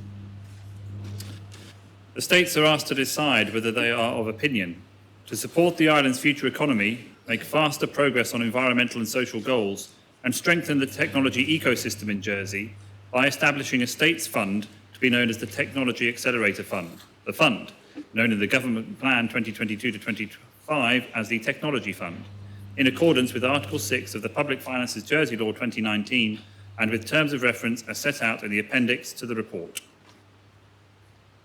Chief Minister. Ma'am, thank you. Over the long history of our island, Jersey has made a name for itself across the British Isles and indeed across the world for its ability to excel in a range of economic fields. And of course, our agricultural produce is perhaps the most iconic, with Jersey Royals and our famous cows. But Jersey is also known internationally as a leading financial services centre and for our high-quality oysters. Historically, Jersey has been known at various times for its cider, its wool industry, as a leading shipbuilder, and for our much-valued tourism sector. Increasingly, Jersey is making a name for itself with its cutting-edge digital sector. And we have a head start in this area when compared to other jurisdictions, thanks to the support of successive governments, thanks to the foresight to invest in our 4G infrastructure, and because of the hard work of many, many parties. In a non-political sense, fairly obviously. During the term of this Assembly, we've opened an on-island digital academy.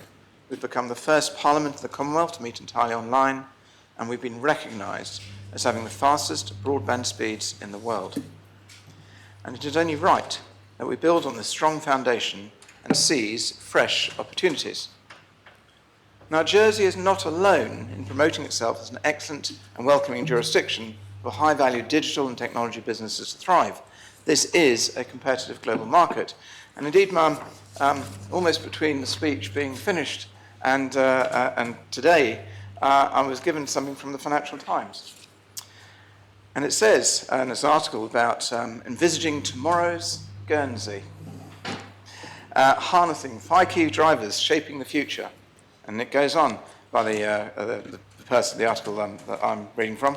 I believe envisaging Guernsey's future requires a foresight-driven, knowledge-based, and innovative-centred approach to drive sustainable development and growth. The industrial landscape is likely to change dramatically in the next 5 to 10 years. Mature industries, such as traditional financial services, will need to respond to disruption and will likely cut headcount through automation to stay competitive. In parallel, new knowledge-based and technology-advanced sectors such as artificial intelligence, AI, green technology, autonomous vehicles, synthetic biology, smart materials, there's a long list, and metaverses are emerging and are on track to become the trillion-dollar industries of the near future. Guernsey's challenge is selecting and attracting the next wave of high-value and environmentally sound sectors which can generate quality jobs, bring in top talent, and contribute to continued economic development. It goes on down the headings about broadband infrastructure, that the search for growth is increasingly fueled by new ideas, and destinations must demonstrate that this runs through their core. Taking action on these drivers requires a combination of factors. Key amongst them is the willingness to think big and the desire to leverage Guernsey's size and to act fast. As I've said, ma'am, we have a head start on the rest of the world already. We have a strong position with trusted and expert professional financial services, a supportive financial and regulatory environment, and world-leading, I do not use that expression lightly, digital infrastructure. But these successes will not simply land in our lap. They need to be prioritised and they need to be supported. And doing nothing actually means we're going backwards. That the 6-year head start I was told we had in October of last year is being eroded and eroded. And that's why actually we did act quickly, ma'am, in summer 2021 to identify the opportunity to reinvest half of the dividend received by the Treasury in a new technology fund. Ma'am, we will hear much reference, I'm sure, in this debate to the process of scrutiny. And I do accept, and I formally apologise, that on this occasion we were unable to accommodate advance input from the scrutiny process into the development of the proposition. And I regret that communication was not good enough and that a briefing could only be provided shortly after the proposition was lodged. and I have expressed my views to the officials for that issue. But I am pleased that both the CSSP and EIA panels have put on record they are not opposed to the idea of this fund. I hope that shows that there is support amongst states members to further invest in our digital and technology economy. But I'm sure there will be discussions around that shortly. But the ambition of this fund will be to support and nurture our digital sector, in the process serving to diversify our economy and create new and exciting careers for islanders. One aspect of the fund which I think members will be particularly keen to see explored will be the ability of the digital sector to create potential benefits in other areas of our economy and government. And that could be areas such as fintech, sustainable transport, carbon neutrality, productivity, and improvements to education and health outcomes. This fund will therefore support our island as a whole, not only supporting our local economy, but also delivering tangible social improvements as we support the rollout of new technologies. And the governance of this fund is set out in detail in the report to this proposition, alongside the terms of reference. It sets out a clear framework for transparency and ongoing involvement of scrutiny. It meets the requirements of the Public Finances Law, and this has been confirmed to me by the Chair of the CSSP. And it follows the same approach taken for the Climate Emergency Fund. The proposition also clearly explains that lessons have been learned from the previous Jersey Innovation Fund, and I think it is really important to emphasise that it is not accurate to compare the Technology Accelerator Fund to the Innovation Fund.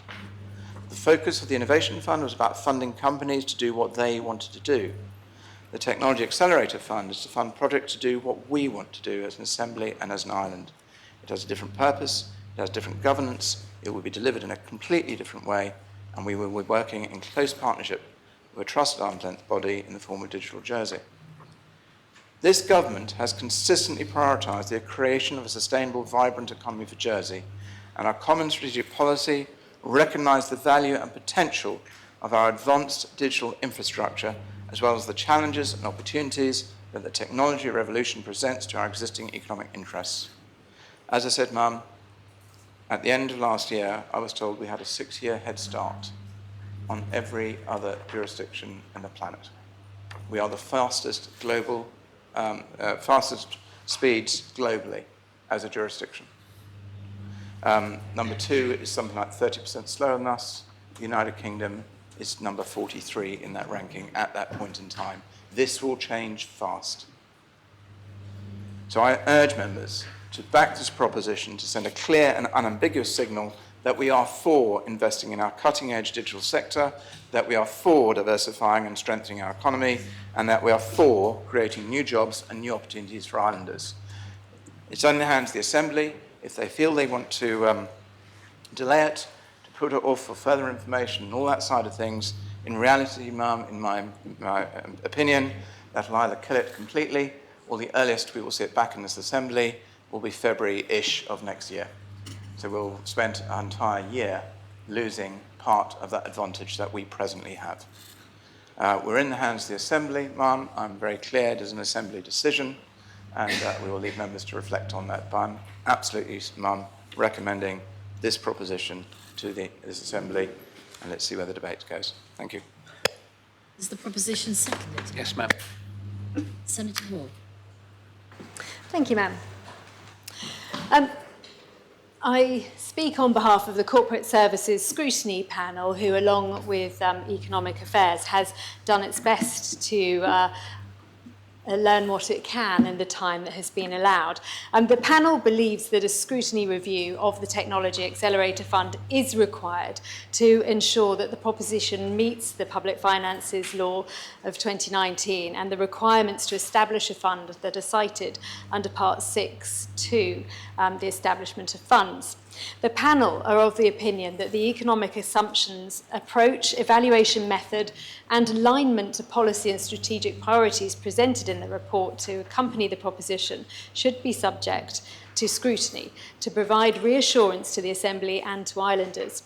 The panel would also highlight that the benefits and risks of the fund have not been independently assessed. The panel would also draw the Assembly's attention to the fact that the strategic programme plan has not been provided within the proposition report.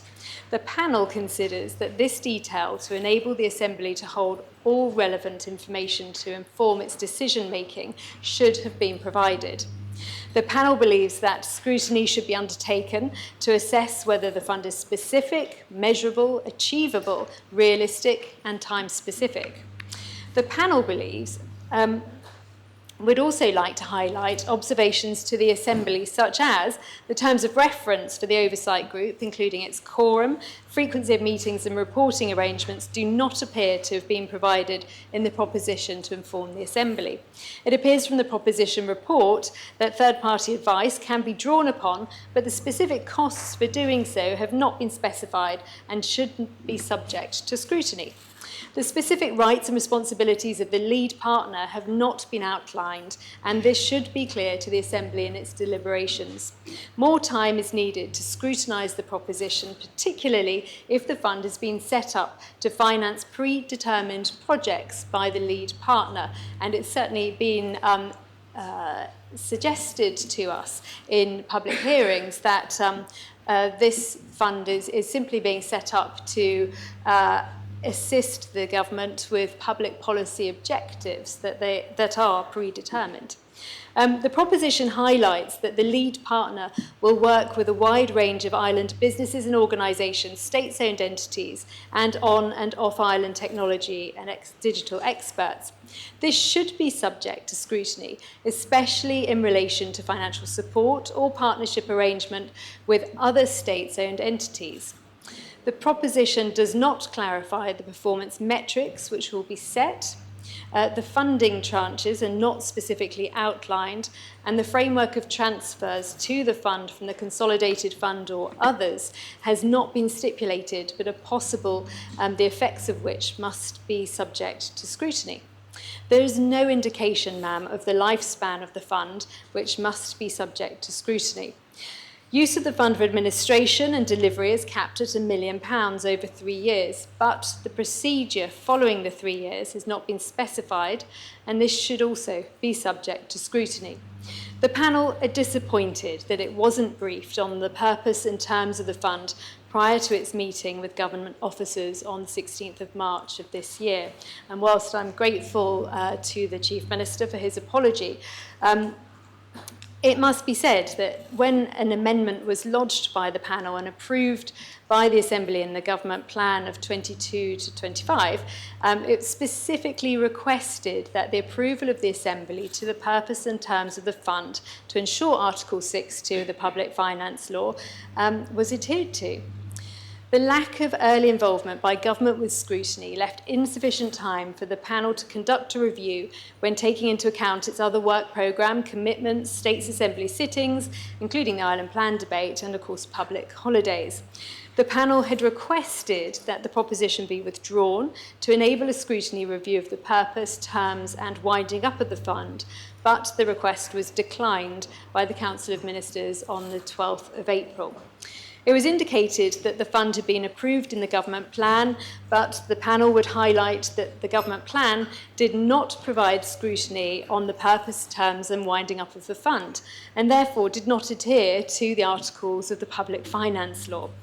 The panel notes that a letter from the Chief Minister indicated its concerns could be addressed through a late amendment, which could be considered by the Assembly. However, until the panel is sufficiently briefed, completed its call for evidence, received written submissions, conducted public hearings, and compiled its report, it is not in a position to reach decisions on amendments, and the panel is somewhat perplexed by the forceful nature of the Chief Minister's request.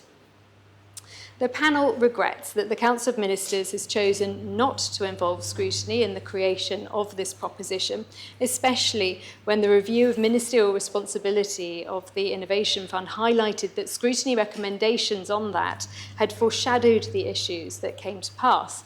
Not involving scrutiny in the creation of the fund is not understandable. The panel would highlight that the review of ministerial responsibility of the Jersey Innovation Fund found that deficiencies in the operating terms of reference were collectively the responsibility of the Assembly. This Assembly will therefore be held responsible should the terms of reference prove deficient. The panel remains of the view that the terms of reference of the fund need scrutiny to ensure oversight of governance and objectives of the fund. Therefore, the Corporate Services Scrutiny Panel concludes it is not in a position to support this proposition, and it would be neglecting its core responsibilities if it were to support the proposition prior to a review. Indeed, the panel are concerned that a lack of scrutiny on a £20 million investment sets a dangerous precedent for the Assembly. Thank you, ma'am. Does any other member wish to speak? Deputy St Mary. Thank you, sir. Very briefly, Ma'am, sorry. I think I can only align myself with the comments made by the chair of the Corporate Services Panel. Digital does come within the ambit of the Economic International Affairs Scrutiny Panel, but we were completely unaware of the proposition until a day or so before it was lodged. Lodgement came at a time when we were in the middle of the Bridging Island Plan debate. We had a briefing on it, but simply we did not have the capacity to carry out any scrutiny exercise during that time.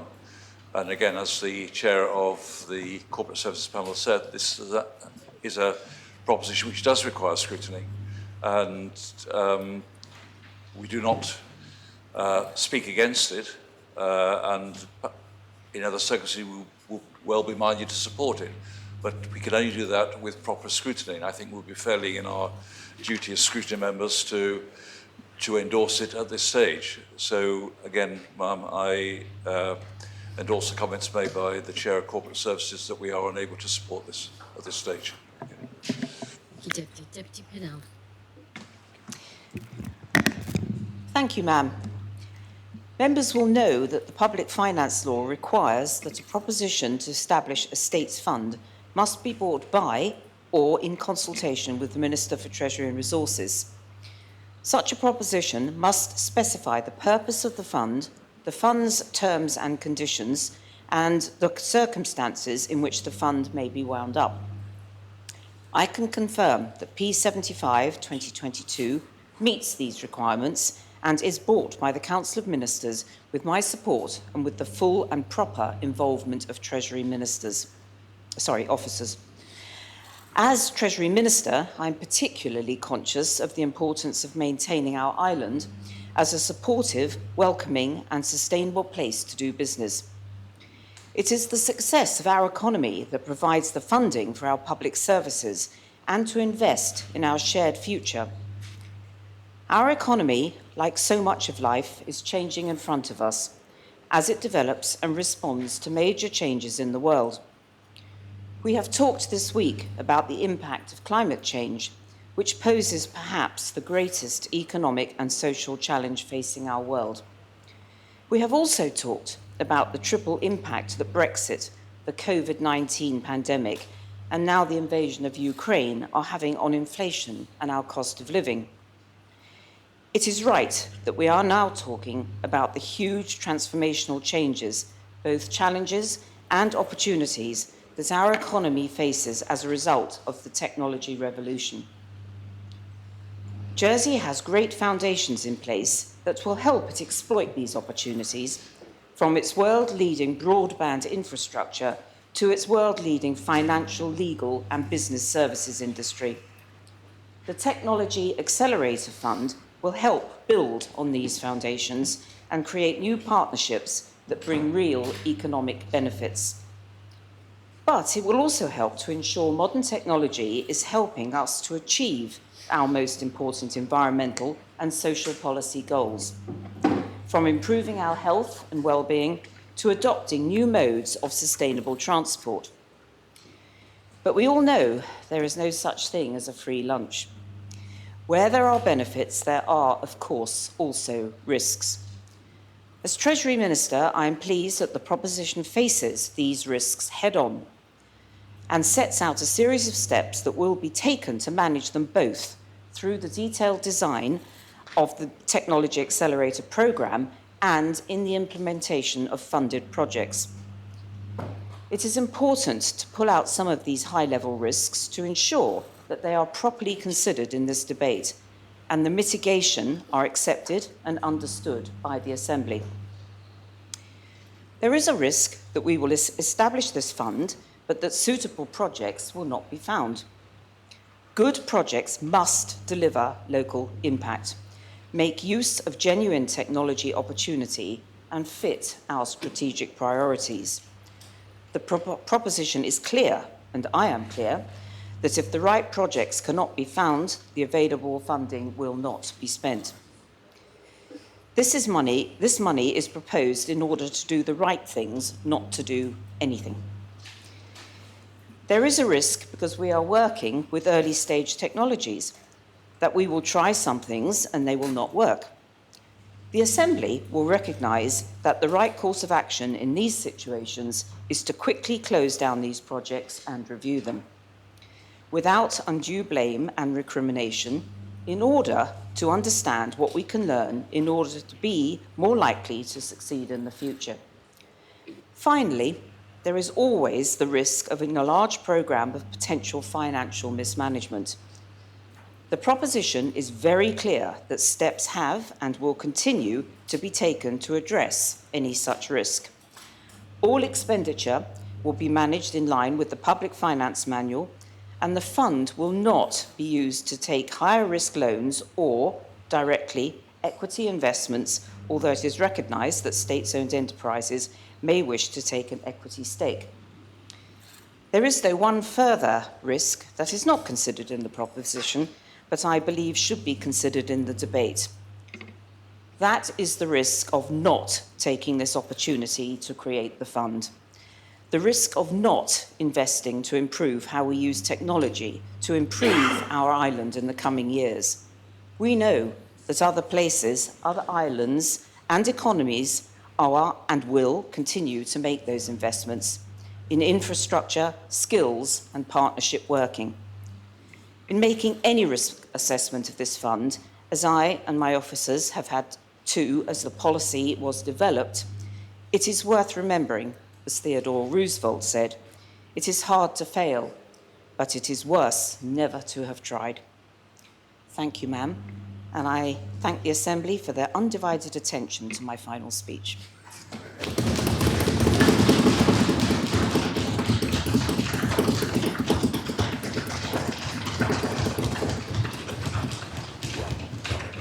Thank you, Deputy. Councillor St John. And may I congratulate the Treasury Minister on her quote at the end, because it's so very, very true. Ma'am, I will be supporting this proposition, but I do have a couple of questions. Firstly, I'd like to congratulate JT on their work in selling the Internet of Things. I would have hoped that we would have kept a larger stake in the business, but understand that this is not always possible. Following the sale of JT, can the Chief Minister confirm how much has been retained by that company for investing in projects by themselves as opposed to being returned as a special dividend? It is disappointing that scrutiny haven't been involved, especially since the Internet of Things was announced in June last year.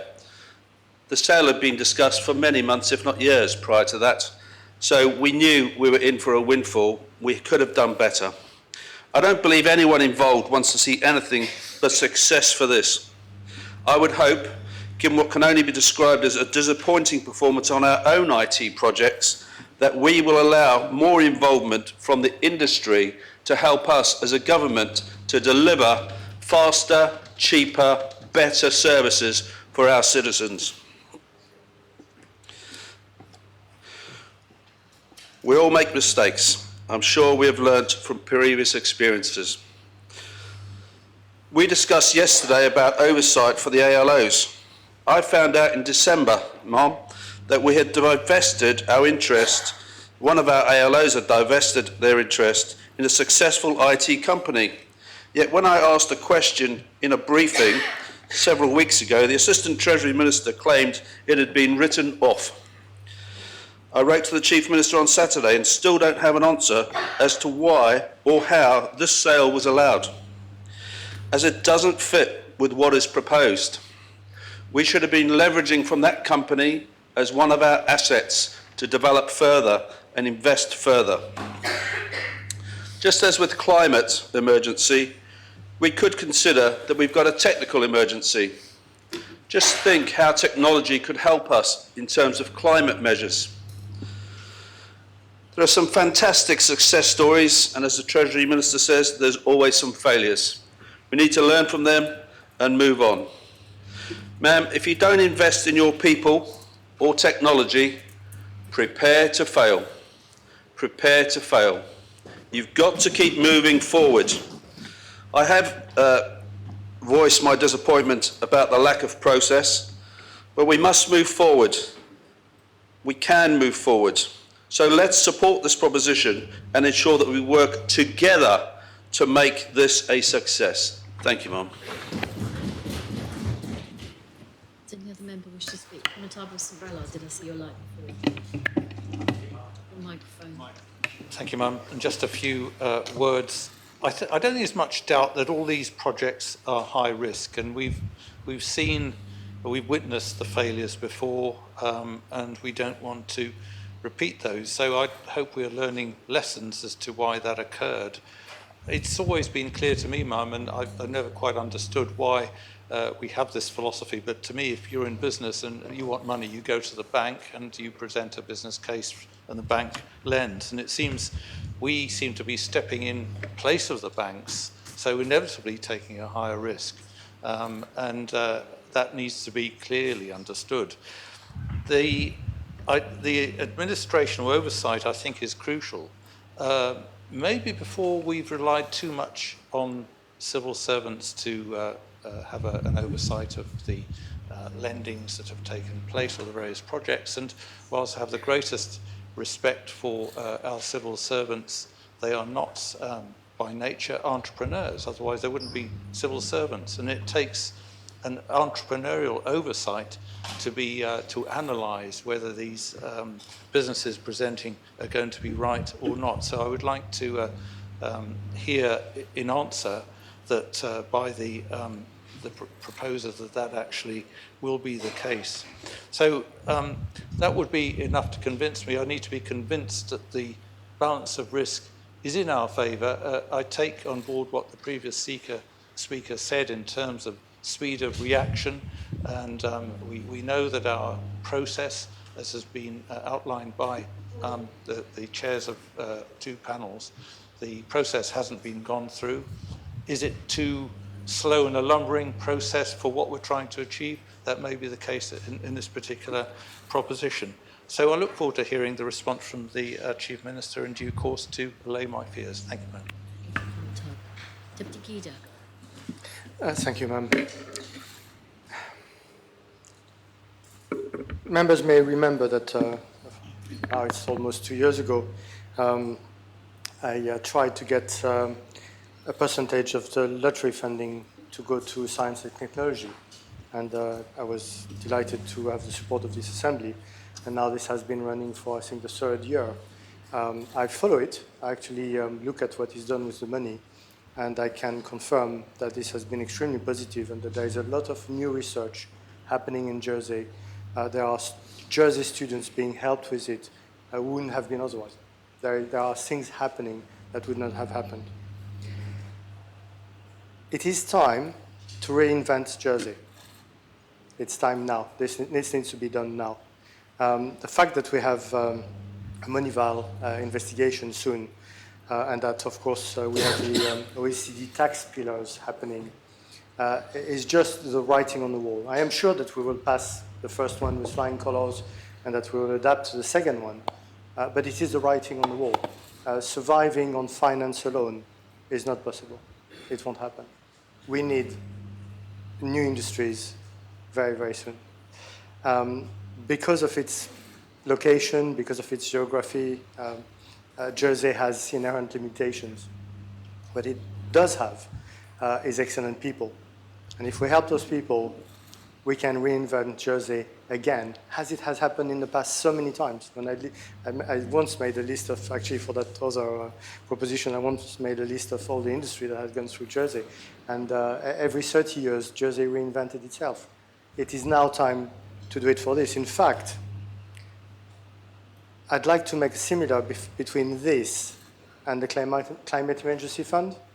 It's the same sort of thing. It's an accelerator. It's things that we would eventually have done, but this is an accelerator to make sure it happens on time when needed. It's our succession planning. Now, one of the principles with this fund, if I understood it properly, is that it will fund purchases. It will not be investments, it will not be equity in other companies. It will actually be purchases. It will be things that we need, that we will not have normally obtained, and that will help develop those services in Jersey. So I can give you some examples. One of my most obscure positions is as chair of the Geospatial Governance Board. And what this is actually the mapping of Jersey. So basically, we have the government develops an extraordinarily detailed map of Jersey, which has many, many users.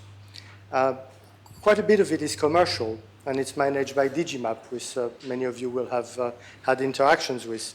But it's actually quite a treasure, which is not used as much as it could. And this could be developed much, much more.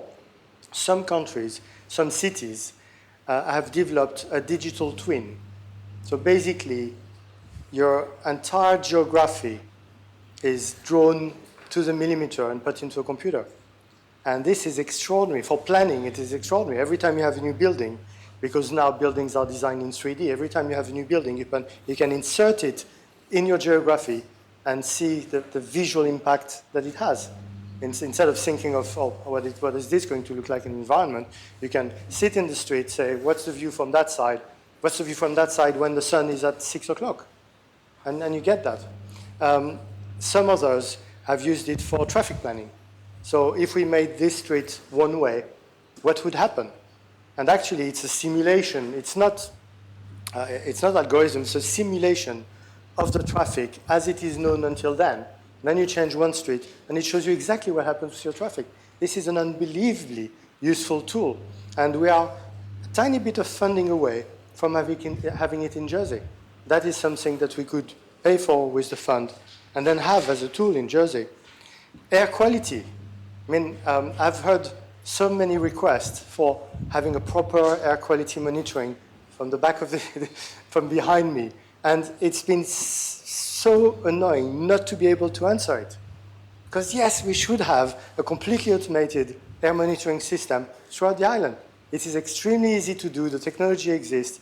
It's just a matter of a few tens of thousands of pounds to implement it and then maintain it. If we do that, we have a service needed in Jersey. We give jobs, highly technical jobs, to several people in Jersey to continue developing that, to continue servicing this, this system. And we could have a website that tells us exactly every half hour what the air quality is like in Jersey, and of course act upon it, one hopes. Very, very similar is biodiversity assessment.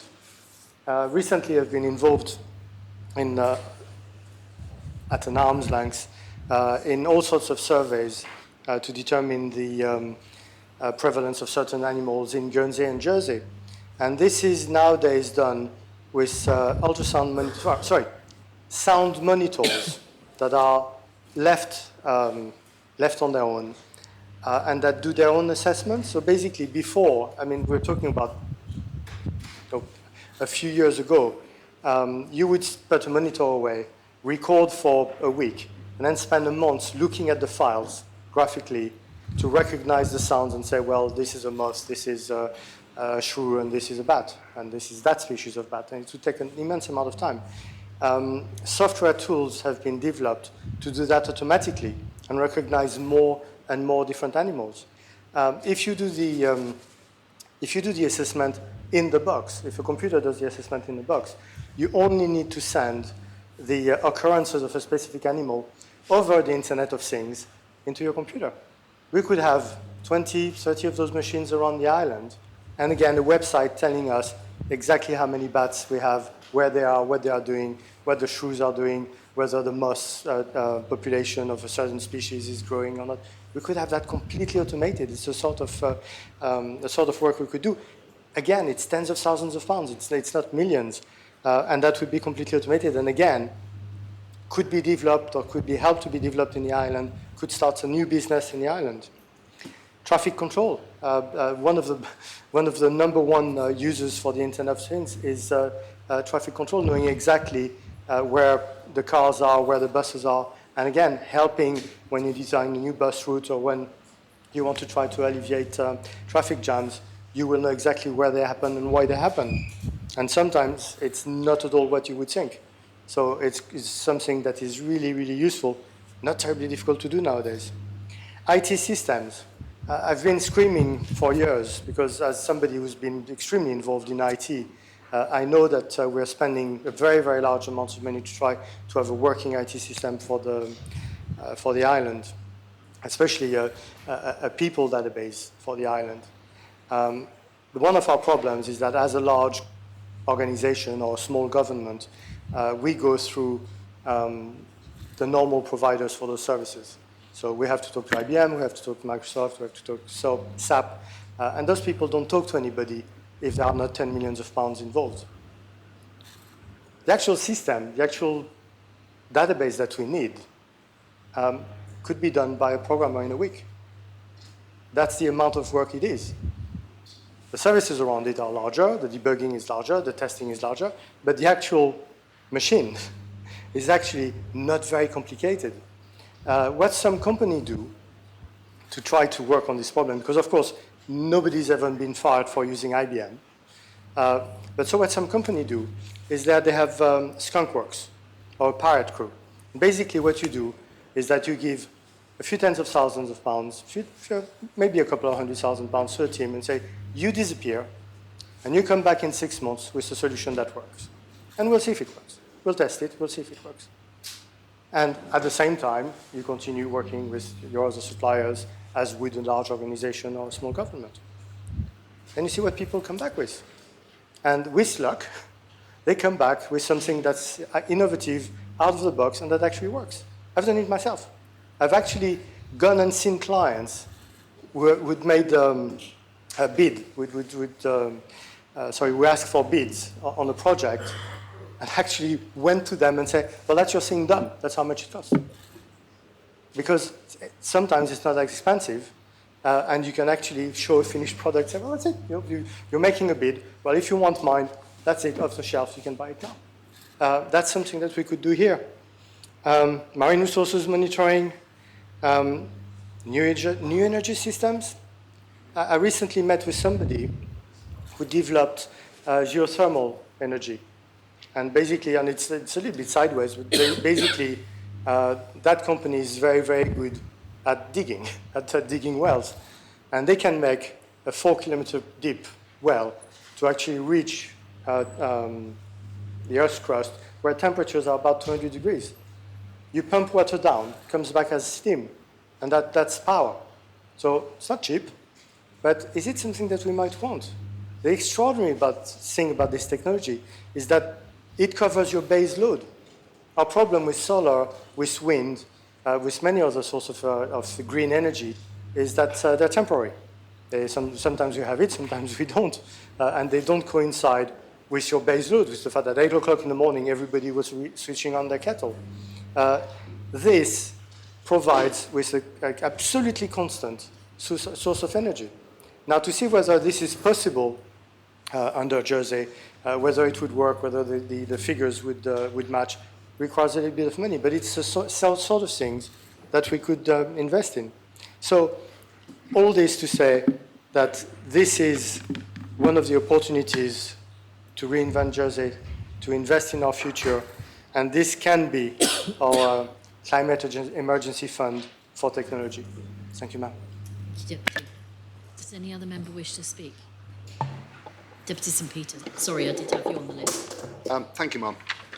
This is what they call a no-brainer. According to the Digital Jersey Labour Market Insight Report, which is based on data gathered from PwC and other sources around 2020, we have one of the poorest, I'm sorry to bring a negative, one of the poorest digital densities in the world.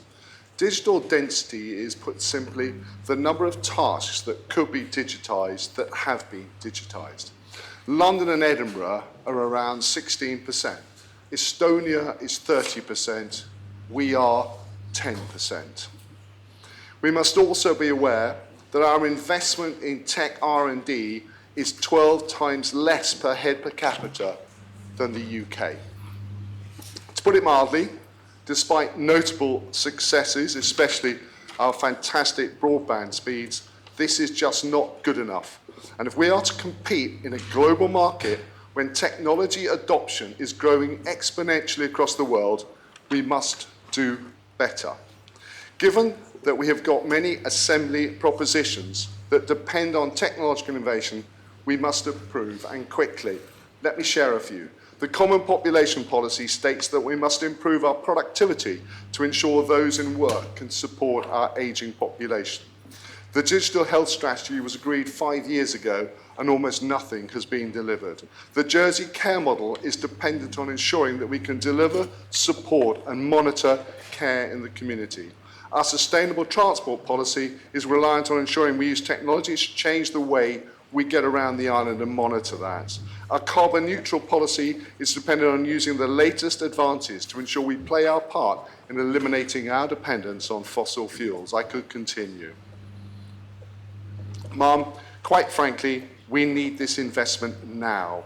And I would suggest 20 million isn't nearly enough to ensure we catch up with the rest of the world. In fact, I would put the figure more like 100 million. However, I'm not going to in any way suggest that that should come from government.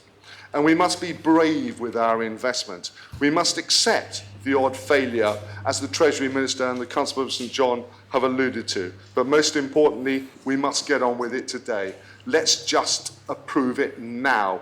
We cannot afford not to. Thank you, Mark. Does any other member wish to speak? Deputy Morale. Thank you, Madam. And I don't understand why scrutiny wasn't involved more.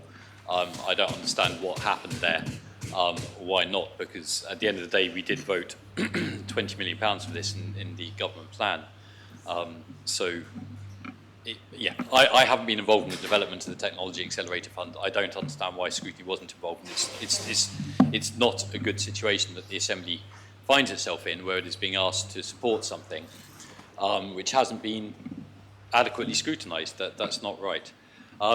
That said, however, there's no question I will be supporting this. It's absolutely something we need to do. The Deputy St Peter just talked about digital density, which is how I find myself sometimes when faced with technology, slightly dense around digital matters. But I also understand that he's right that Jersey doesn't hit the heights it should be doing in this area. I would be a wealthy man if I received £1 for every time I'd heard over the past 4 years Jersey's got the fastest broadband in the world.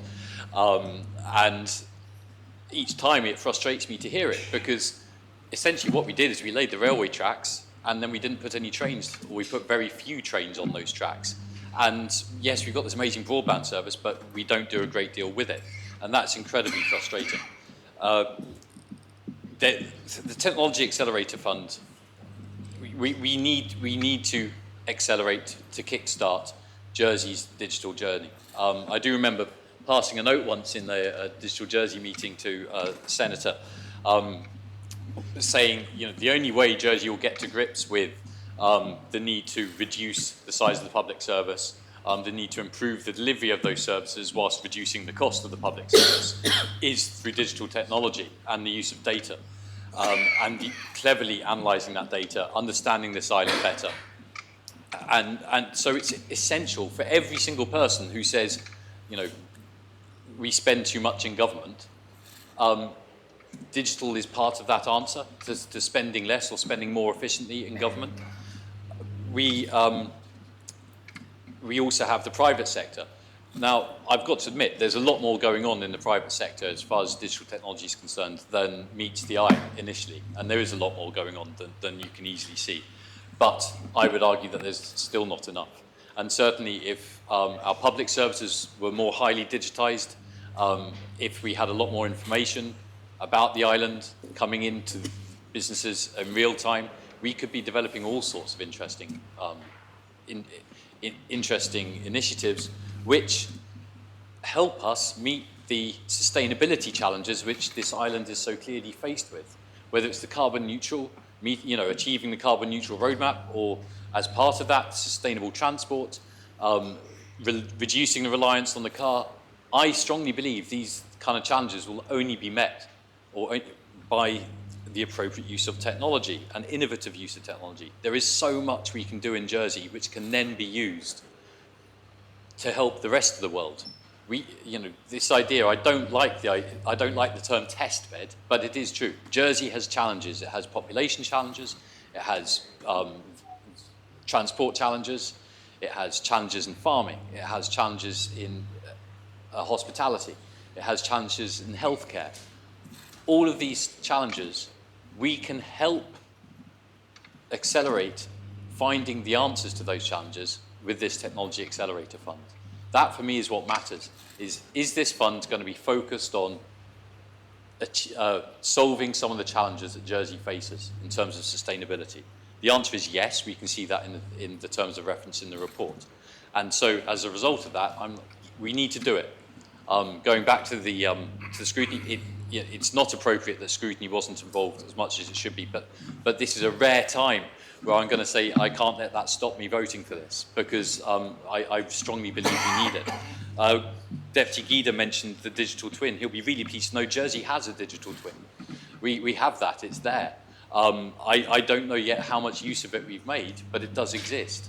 And it is by using that, and to use a horrible term, leveraging that, we can look at many of these challenges. Slight cautionary note. I would say that, and I said this in a briefing that States members had recently, is we have government-owned entities which are, in the main, doing okay on their balance sheet. I wouldn't like to see too much of this money going to them. They have lots of their own cash as government-owned entities, and they should be using that. This, in a sense, is, in my view, should be helping other bodies and other organisations in partnership with those government-owned entities to achieve, to face up to some of the challenges that we need to face. So, ma'am, I am strongly in favour of this. I really hope that we do see the appropriate governance. I really hope that in the legacy report, the Economic and International Affairs Scrutiny Panel do put this on there as something that the next Economic and International Affairs Scrutiny Panel needs to look at very quickly. But this will help us. The one thing I haven't talked about is diversifying the economy as well. I'm so strongly in favour of the need to grow other legs to our economy. It's one of Jersey's most dangerous, least sustainable elements to our island is our reliance on one industry, our excessive reliance on one industry. We need to keep that industry going. We need that industry to grow. We need financial services to achieve. We need it to become about business services. But at the same time, we need to help other areas of the economy to grow, because it's by doing so that we'll keep young people interested in staying in this island. It is through having a multitude of possible futures that young people will say, I'm willing to give it a go here, even if the house prices are as high as they are. So I really do ask States members to take a deep breath, set aside their scrutiny or lack of scrutiny concerns on this, and to support it. We need to give this a go, and we need to get this island digitised quickly. That has to be a priority for the next States Assembly, whoever they may be. Thank you, ma'am. Deputy Tadier. Thank you. I think the case has been made for the good that this fund can do, but I think there are some reasonable questions that need to be asked and answered. So in particular, I would ask more about the business case for the technology fund, specifically what the estimated return on the fund is going to be. What's the estimated return on the investment? Because I think this is the key thing here. If we're Sorry? I think this is a legitimate question. If we're setting up a fund and effectively giving money over to the private sector, which this will be, hopefully the private sector working in partnership with aims of government and possibly arm's length bodies, as Deputy Morell said, I think it's right to know and to make sure that the mistakes of the past aren't repeated. So, for example, if we end up giving, I don't know, let's say £500,000 to a startup in whatever area, and they do very well out of it, it could be a lesser sum, of course, but if they do very well out of it, and that's a company which makes profits, but there's no corporation tax on it in Jersey, so exactly where is the money going to be clawed back? It would be ideal. The point I'm getting at is, if we're going to give out money, is there a method to replenish the fund when there's a success? What is the clawback? And it would seem to me, if somebody was coming to me and I had a big pot of money and someone was saying, Monty, can you help me get this thing off the ground? It's a really great idea. Yeah, how much do you want? Well, I think I need to get £1 million altogether. Well, I can give you 200,000. What am I going to get back for it? I want to know that if it's a success, I want to know there's going to be a return on it, because I know if it's not a success, I've lost that £200,000. Now, government presumably would be at least as concerned about the use of that money, because it's not theirs. So I hope I'm talking sense here in that regard. And I don't think it's right that the benefits that are talked of are just intangible or general ones, i.e. to say, well, we won't actually get any money back off these successful companies at all, but there'll be fringe benefits, for example, for the environment or for the economy, because it will create jobs.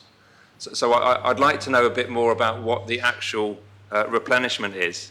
Now, I accept that there are some times that we actually have to give money over and we don't get an immediate return, and I do think of the cultural sector in that. So when Deputy Morell was talking about not wanting this money to be used for the current AOLs, and there is, of course, a risk that if one was cynical or certainly one was sceptical about this, you might think that we're creating a slush fund here, or the potential for a slush fund for a future government to direct that money, which it couldn't otherwise. I use the slush fund, of course, in the general sense, not necessarily in a legal sense, in the political sense, for funding one's pet projects and diverting money that you couldn't otherwise get through the Assembly and through a government business plan to those particular areas without necessarily seeing anything back.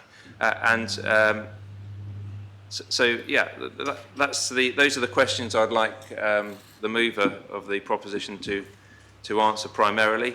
I would say, and looking through the report, there is a particular image on page 11 where I think it's basically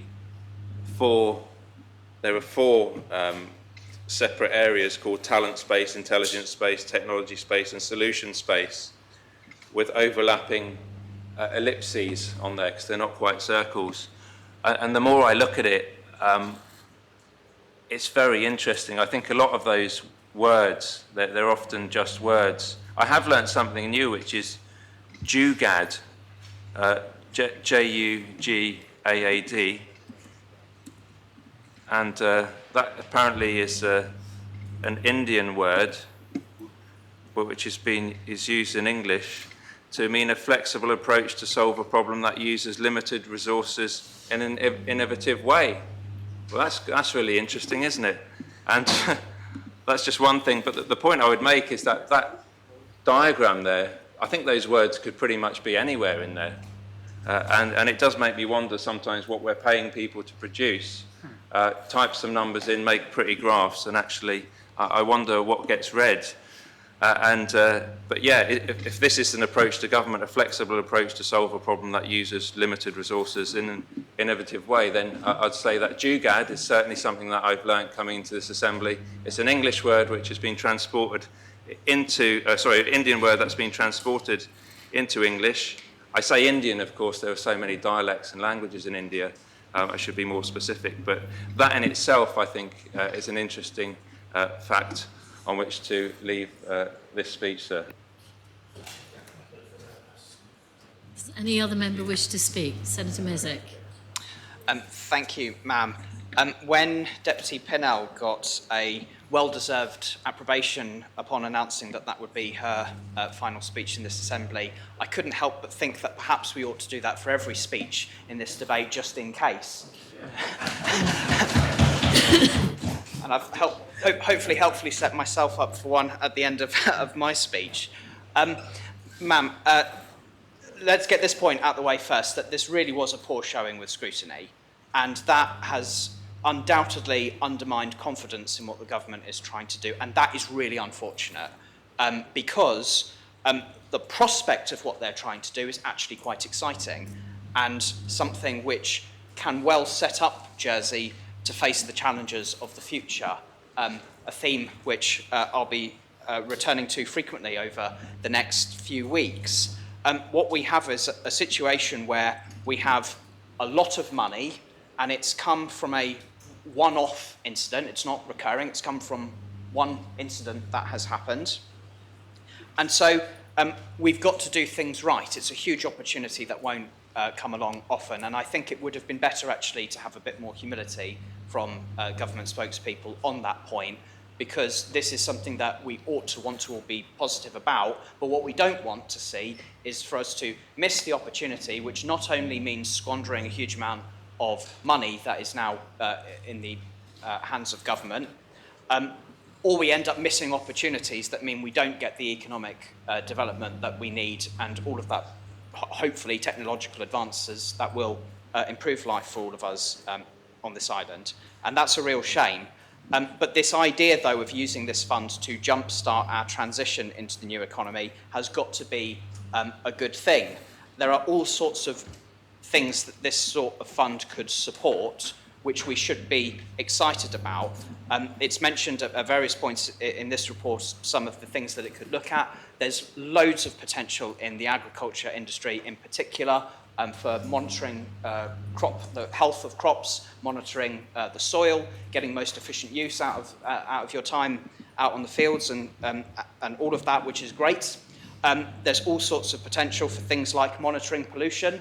I know that's something Deputy Ward has looked at very closely in this term of office, but monitoring footfall and where people are going to shop, what times, what routes people are going down, which gives you a much better ability to plan your developments in town, or plan how you do your roads and all the rest of it. And we need to make sure that we can support the developments of those technologies that are going to improve productivity in our already thriving sectors like the finance industry in particular. So that's why this prospect of this fund is exciting. It's something that the principle of is absolutely worth supporting. But there are concerns, and there are things in the report to this that I'm disappointed not to see. And if I haven't studied it carefully enough and missed particular points in it, then I hope the Chief Minister will correct me at the end of this. But some of the things I was hoping to see in big, bold letters in this were things like making sure that when this money is given out, that it is tied to conditions which we will want to support, like making sure the workers are paid a decent salary, not giving out to employers that will pay their workers poverty wages, support our ambitions on the living wage, and having good terms and conditions as well, moving away from zero-hours contracts and gig economy and that sort of thing. And again, unless I've missed it, I haven't quite seen strong enough language in this about locking in the benefits that can come from this to Jersey. And that's certainly a lesson we should have learned from the Innovation Fund, where we're aware at least of one particular failure with that fund. That was a business which arguably we could have said didn't really have much a place in Jersey, and we end up paying the price for it when it failed. There's a line in this report which puzzles me. It's on page 9, towards the top in the first paragraph, and it says, Digital Jersey will be empowered to act quickly to close down areas of work that are not delivering expected benefits. To close down areas of work, that sounds a bit weird. To shut down funding so something can't go on, I understand that, but to shut down an area of work, that puzzles me, so I'd like to hear an explanation as to what exactly that means. But in supporting this proposition, which it is my intention to do, and setting up that fund, there is still more that will come about as a result of this to do with coming up with that strategic programme, which is referred to several times in this, and that will include detail on things like the governance, and we absolutely have to keep a keen eye on that, because if this does not have good enough governance, then it will be a huge missed opportunity, and we need to make sure we get that right. And so that is to come in the future. And it's because of that coming in the future that despite what I think has not been the best journey to get to this point, I can kind of feel safe supporting it. And I can do so, ma'am, because, and I will take what could well be my last opportunity to make a partisan point, but I will make a partisan point at this point. But I have optimism that the next Assembly and the next government will be one which is substantially better than the one that we have had in this term of office, with talent and expertise that will be able to take a good look at what was started in this term and improve it. And I, for one, have absolute confidence that certainly in my team that I'll be working with, we do have expertise within that who have experience in this area and who will have something very positive to contribute to it to make sure that we get it right. But that broader discussion about how we jumpstart our transition into the new economy is a fundamental one that I hope all of our eyes are on in the next few weeks, and that we do have a good debate about what the prospects are, what opportunities there are, and a credible plan to actually deliver on them. So my final words to the government is that they ought to have done better in the run-up to this, but the principle of what they're trying to do is absolutely right. Deputy Gardner. Thank you, ma'am. And I will try to be structured, because I was writing my points as members were speaking, and I'll try to address it in 4 parts. First, without startups like Zoom, WhatsApp, Slack, we would be probably much less productive today. I think everybody agreed on it. And thanks for the technology, we actually, as the government, or as a state and the government, were able to continue to work during the pandemic. Why I'm speaking about the pandemic? Because when the question was raised, I don't exactly remember by which member, maybe by 2 members, why government needs to support private businesses. One of the things which is clear, that startups funding suffered during the pandemic, that the companies who give so much to the economy, struggling with cash now, they supported us, we need to support them. We need to support startups, not to kill them, and need to listen carefully to their needs. So direct grants and zero interest loan, it's one of the ways that Assembly can support startups. Access to venture capital investment, it's another option to support startups. Employment support schemes, the third way, and promoting customer demand, it's the 4th way. 1 of 10 founders believe that programs to create and increase demand are the most helpful policy that we can help to support startup businesses. So it is a way that we can support. Second part is connected to my place where it's coming from. It's Israel. I'm not sure if members are aware that Tel Aviv contains more startups per capita than any city in the world. The report that in 2019 pointed it, that Tnufa National Pre-Seed Funding, I know this funding myself, which is risk-free grant that the government awards to entrepreneurs based in Israel to explore innovative technology. The fund is one of possible reasons why so many startups exist. The point that Israel is ready to take, and I'm not sure how Jersey is ready to take, that only 10% of the startups are successful. And it is risk appetite. Saying this 10% which are very successful, they bring income and support the economy much more than whatever was spent on the night, and it does work. The Israeli economy around the startups thrived. Now, where I'm going, and this is where my difficulty, and it would be very helpful if Chief Minister will answer in his closing speech several of my questions.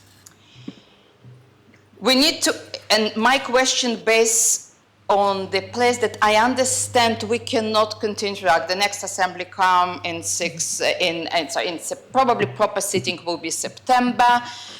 If we want to move forward, we need to have some initial funds, if I understand correct, to set it up. And I assume that some of these funds needs to be spent over the next 4 months and not delayed.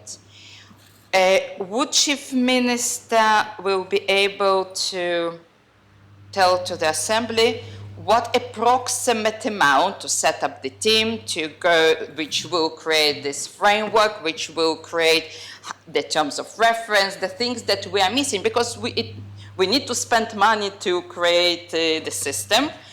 What approximate budget would be spent on this? Second question, if any funds will be distributed to any of the companies prior further scrutiny, and for the further scrutiny will be a possibility to bring something back to the Assembly the scrutiny is not happy about.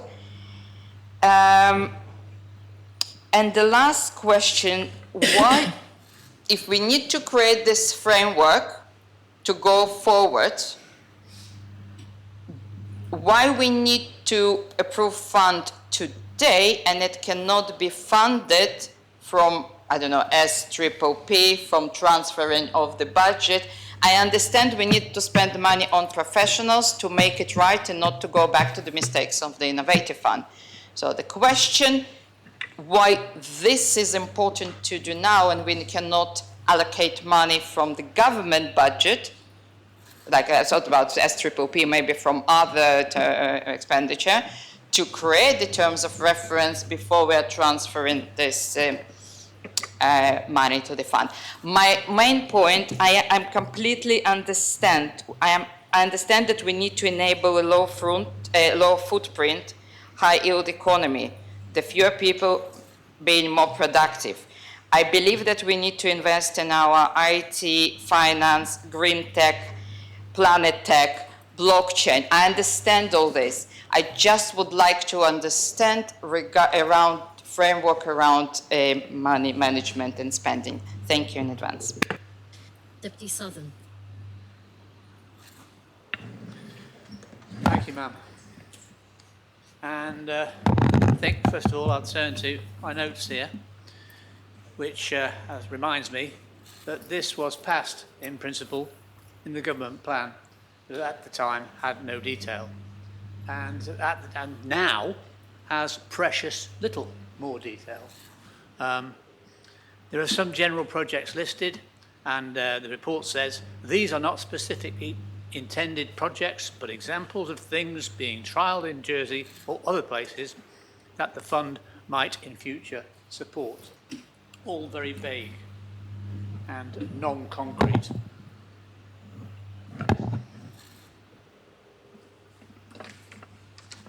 And I turn then to the comments of the scrutiny panel, who talk about the absence of proper governance terms and how the funding is being approached.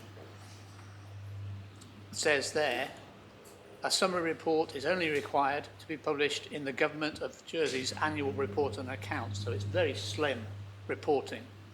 No specific performance metrics will be set until the strategic plan is established. Funding tranches are not specifically outlined, and further transfer of fund from the consolidated fund or other funds are possible. So once we start spending, we could be spending more and more as we go along.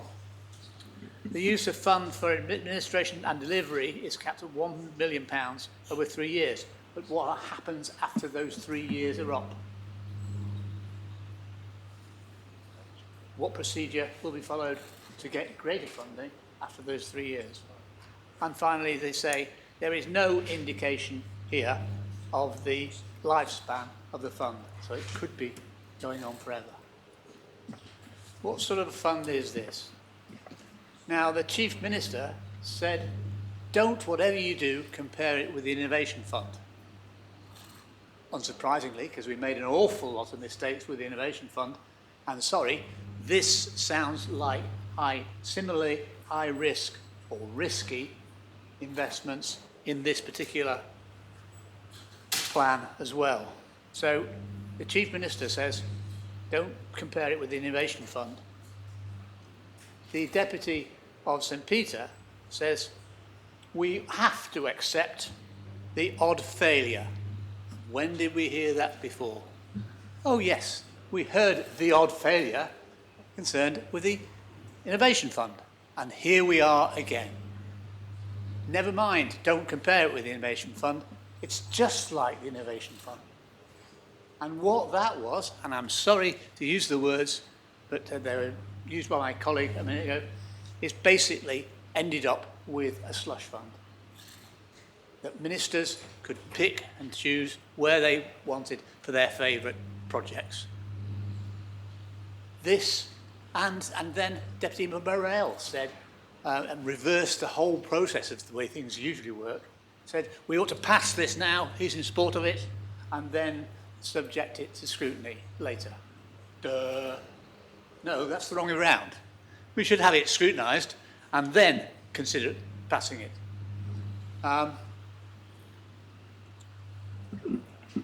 And that, I think, is, I'm very sceptical about this whole thing. The fact that there's been little or no scrutiny, decent scrutiny, performed on it makes this highly risky. And I, for one, don't want to pass this today. We are told time and time again, we were 6 years ahead on the digital front, and yet we're saying, but we can't spare 2 or 3 months or 5 or 6 months to actually scrutinise this properly before we pass it. But I think if we've got 6 years to play with, I think we can take that time, and that's what we should do. We should not pass this today. We should refer it back to scrutiny and say, right, come back with a more detailed, more weighty, more impressive document than this piece that you've done today. Thank you. Deputy of Trinity. Thank you. You can hear me, I take it? Yes, we can. Thank you. Can I first of all thank those people that were inquiring after my health? I'm okay, except I'm still carrying pain. It would be good to end on a positive after these 5 days. And I find it very difficult. I think scrutiny should be totally involved, and I totally accept what they're saying.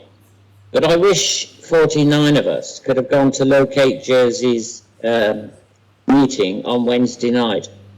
And that was with the, what are we calling them, 11Es, who were newly into the island. The amount of expertise that some of these people have got. Now, I've been to 3 Locate Jerseys over the last 2 years, and there is a lot of people with a lot of experience.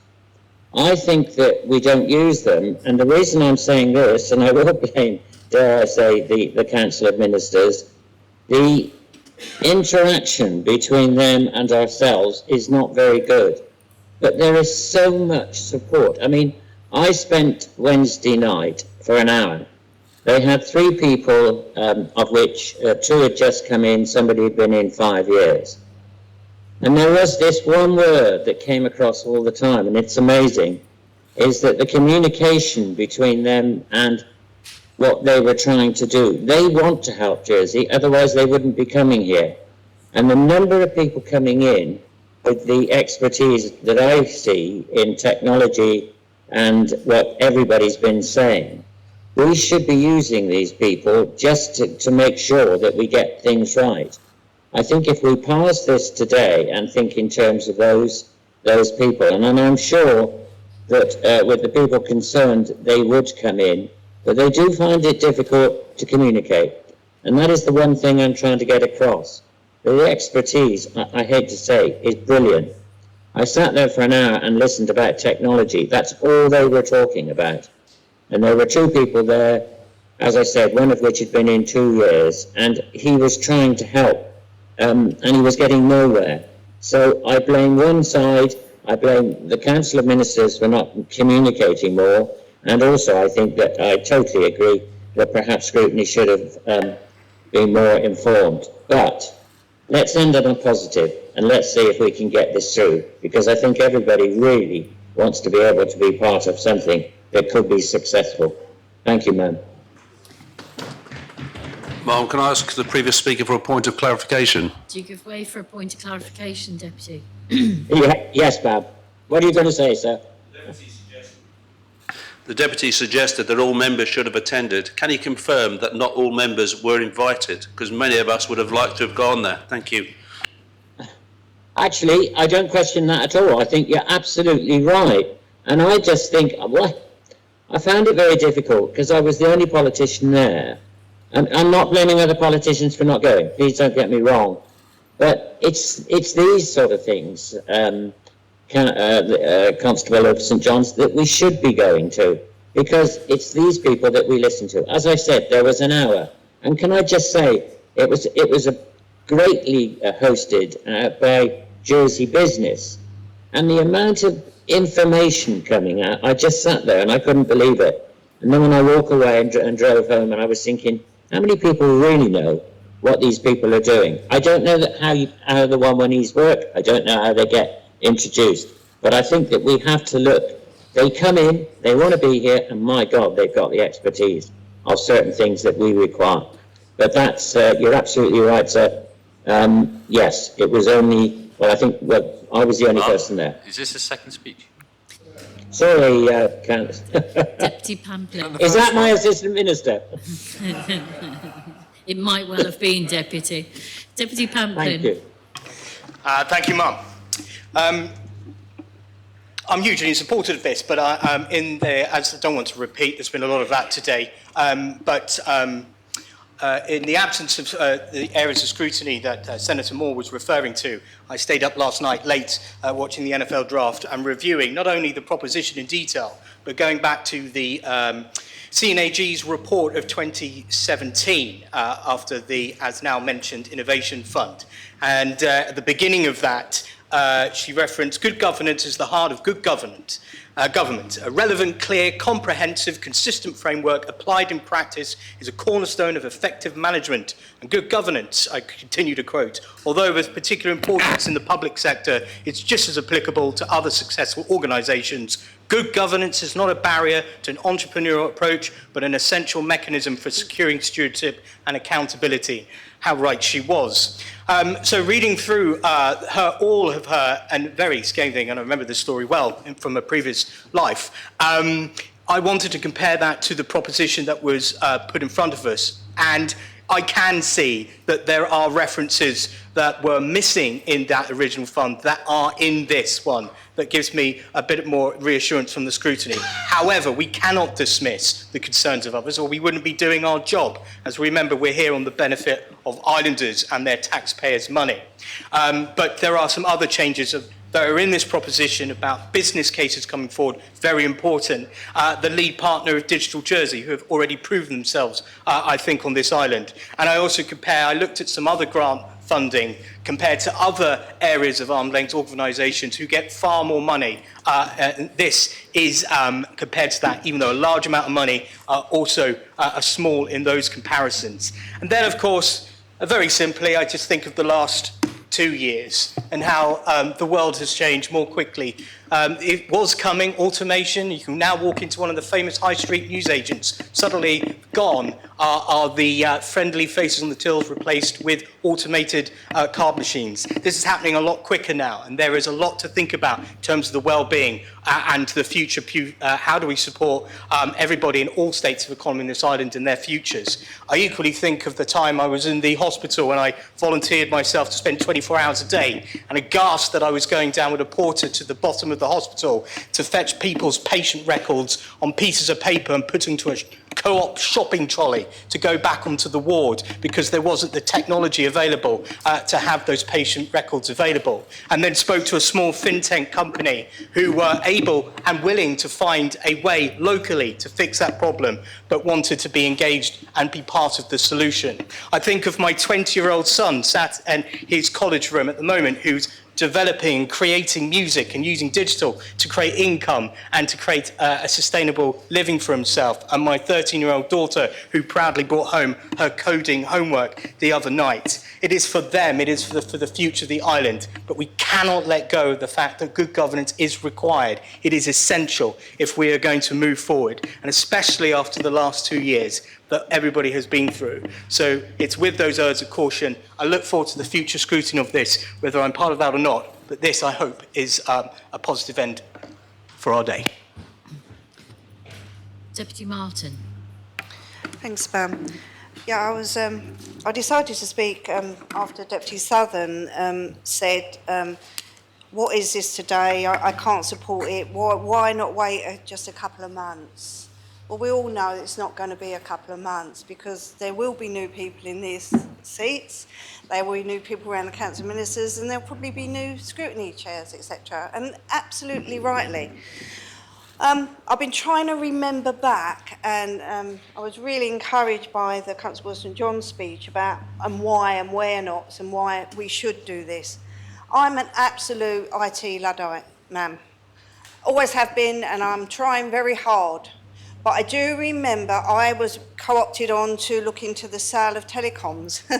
And I learned things I didn't even know that I should find out about. In fact, it was very, very eye-opening. And from that, I've always said I'd never stick to what I know. I like to extend. But after that, and before we had our high-speed technology in Jersey, and it was something to do, and you might say we didn't want the business, it was something to do with offshore gambling. It was really getting going. And the report, ma'am, was literally, we missed the boat. The actual description on the paper was Jersey looked like a little country lane in St Juan or Gorey or wherever, and Guernsey's internet was compared to a 4-lane motorway. That's how advanced they were to us at the time.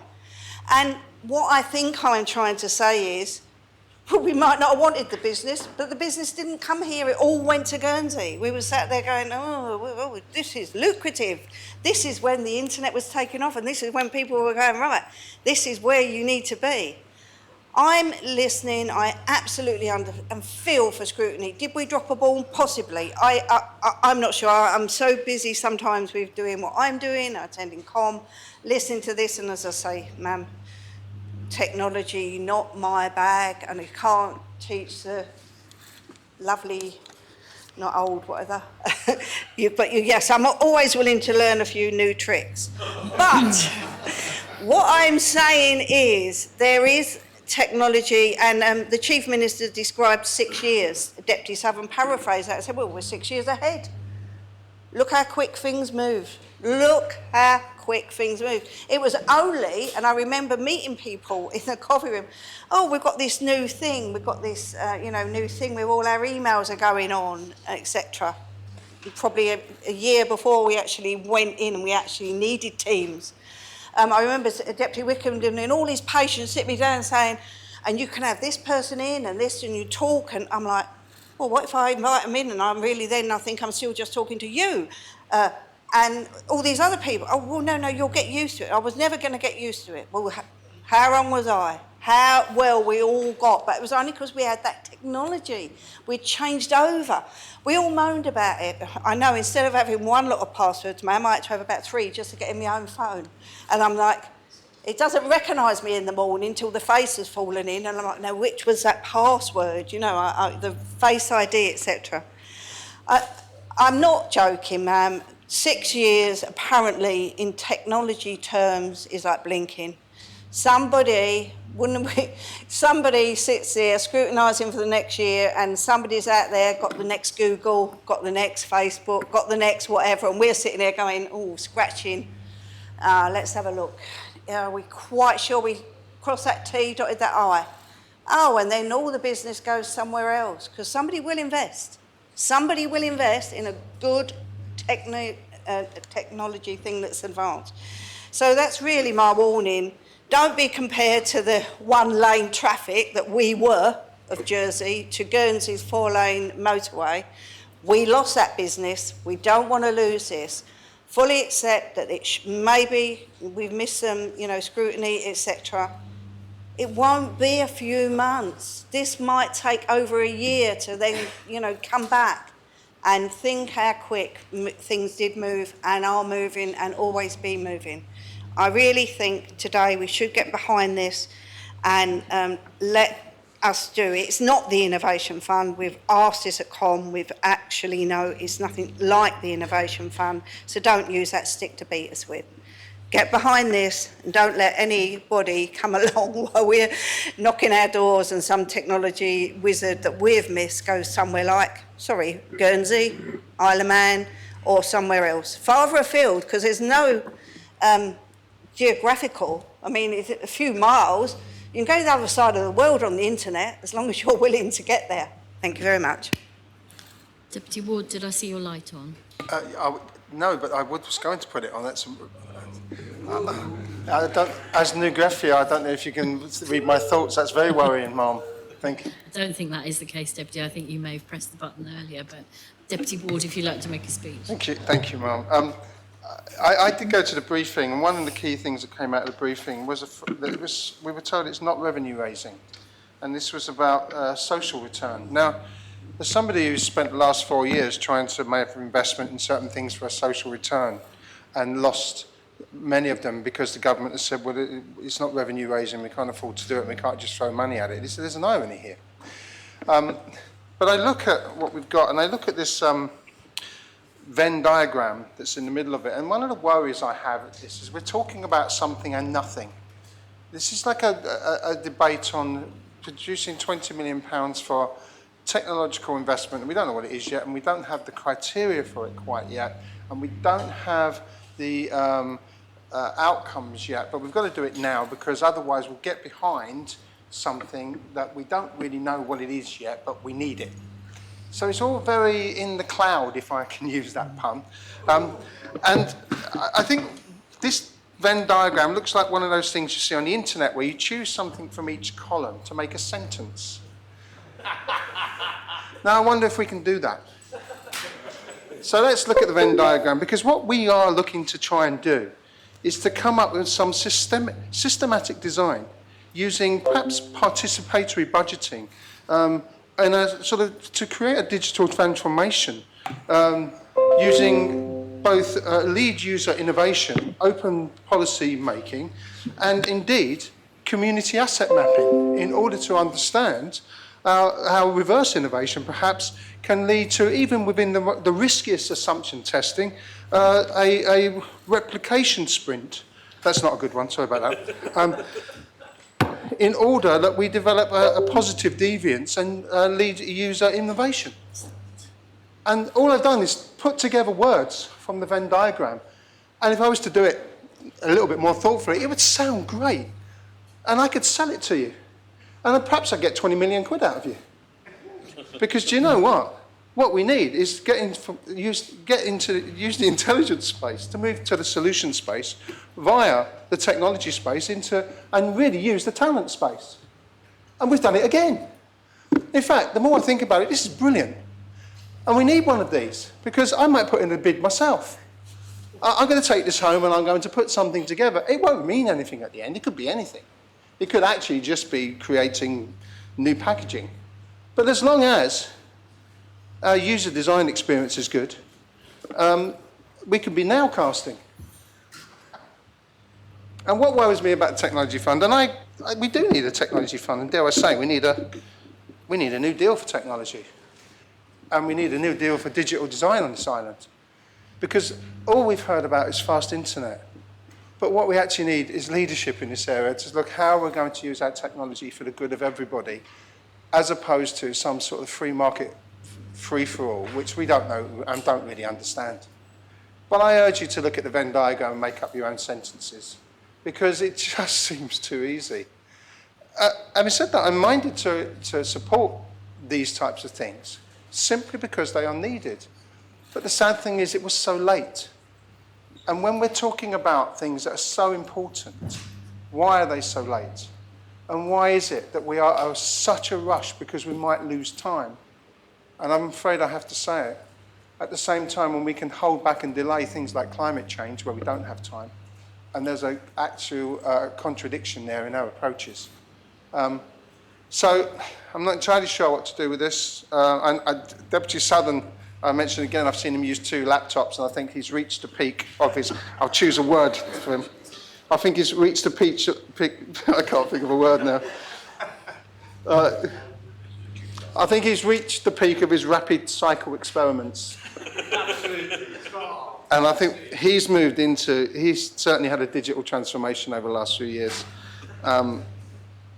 So with that, Ma'am, I just say, please be careful what you agree and make sure you understand what it is, because I'm not sure we do. Thank you, Ma'am. Ma'am. I have an eye on the clock, and I wonder if the person whose computer joined in with Deputy Ward's speech could own up and make the relevant contribution to the... Ma'am. Sorry. Not guilty, by the way, but the reason understanding is I'm acutely aware of the time. Yes.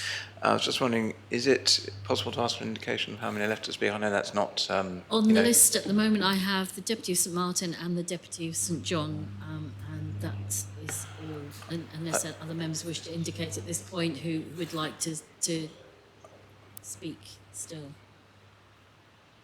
On that, ma'am, could I make the proposition that we actually sit and finish the technology fund and we don't break? I think we've got a good steam ahead, thank you. Can I make that proposition? Is that proposition seconded? Seconded. Do members wish to speak on that proposition, or...?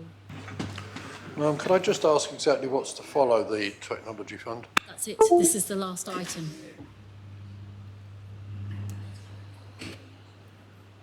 Are members content to take this as a standing vote? Members, please indicate if they're wishing to remain. Or those voting contra. I think that's conclusive. We will continue. So next I call the Deputy of St Martin. Well, thank you, ma'am. And given that, maybe I'll just say thank you, sit down, and we can all go home. But I hate to disappoint members again. Ma'am, I was one of the members of the Assembly on scrutiny panels who went down that lunchtime to receive what we thought was an early doors briefing on a technology fund. And I was, like others, surprised that something was put in front of us. Here it is. It's a bit of a fait accompli, and that was very disappointing given how we hope to work with government in moving forward and doing things better. Like Deputy Tadier, I focused on, and thank you Deputy Ward for the Venn diagram, because that's what it is. I was alerted to it by the words Landscape of Innovation Approaches, version 2. And Ma'am, I'm not going to test parliamentary language, but we have an agricultural saying that if you can't stun them with science, you baffle them with something that is to do with bovines.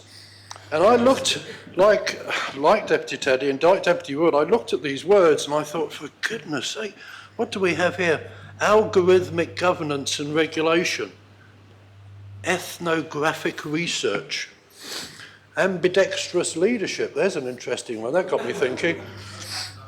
And then the one that Deputy Ward quoted, which is rapid cycle experiments. And strangely enough, I thought of him and thought it's something to do with how far can Deputy Ward get on his electric bike at lunchtime and still get back in time for the afternoon sitting. So I was alerted by this, and I thought, here's another classic experiment of trying to not be able to stun us with science. I was also alerted by the fact that while there was quite a usual and normal 5% of the fund used to admin, when I actually thought about it, I thought, blimey, that's £1 million. That's £1 million worth of admin. And we don't know how we're going to administrate. We don't know how many times we're going to use the fund. We don't know how often. It could end up in, 2 grants, £1 million just to administer 2 grants. So I was not happy about that. Mum, we've had some great, people on the floor today have given us some great ideas, very supportable ideas, but I have to say to them, there's no proof in this that that's the way it's going to happen. We haven't heard the phrase recently in this assembly, but states members have used it in the past. Hold your nose and push the button. And for me, this is a bit like one of those. I'm still not sure which way I'm going to vote on this, but I do know that if I push the button poor, I'm really going to have to hold my nose and hope for the best, because if this £20 million goes wrong, there's no scrutiny on it, and it will all come back, and we in this assembly today will be having the fingers pointed at us. So I ask members to consider that before they vote, and I'm still not sure. Thank you, Mum. Deputy of St John. Thank you, Mum. This proposal is designed for the small to medium entrepreneurial contribution to the sector. And Deputy Pamplin summed this up very well when he spoke.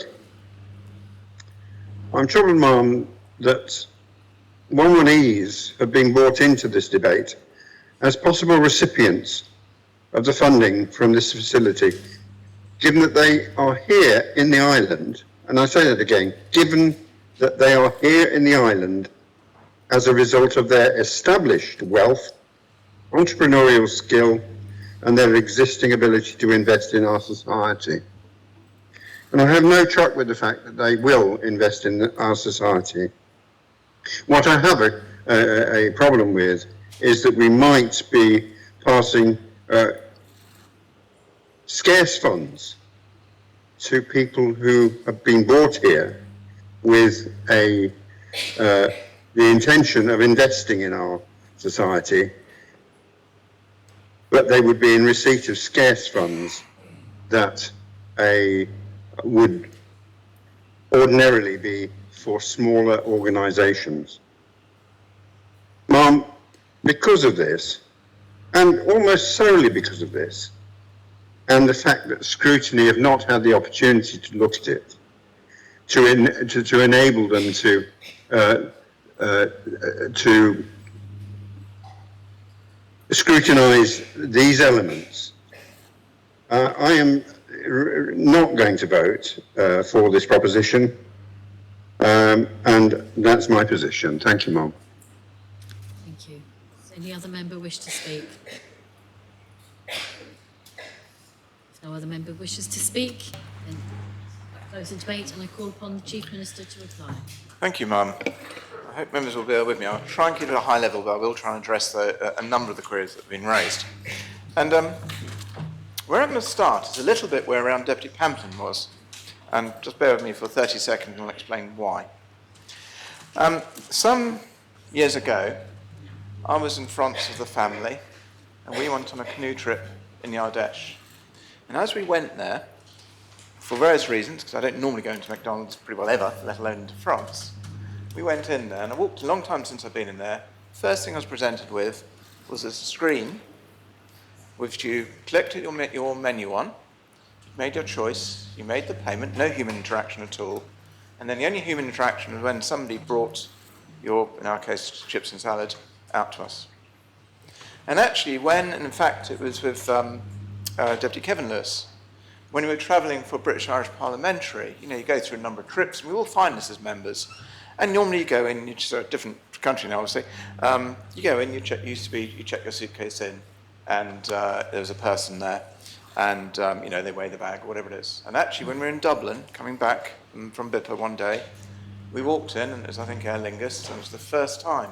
There was a scale, you put your bag on it, there was a computer next door to it, it scanned your suitcase, or whatever it did, you printed the label out, you put it on, you took it to some place where it wasn't manned, and it took the luggage away. And now, EasyJet, it wasn't EasyJet, obviously, EasyJet have the biggest, I think, non-person, whatever it is, check-in area in North Terminal, or did have pre-COVID, certainly in the UK, I think, in a lot of places. We know, for example, there's lots of technology around what's happening with driverless trucks and things like that, some driverless cars. And I think there in the UK, there are something like 250,000 truck drivers.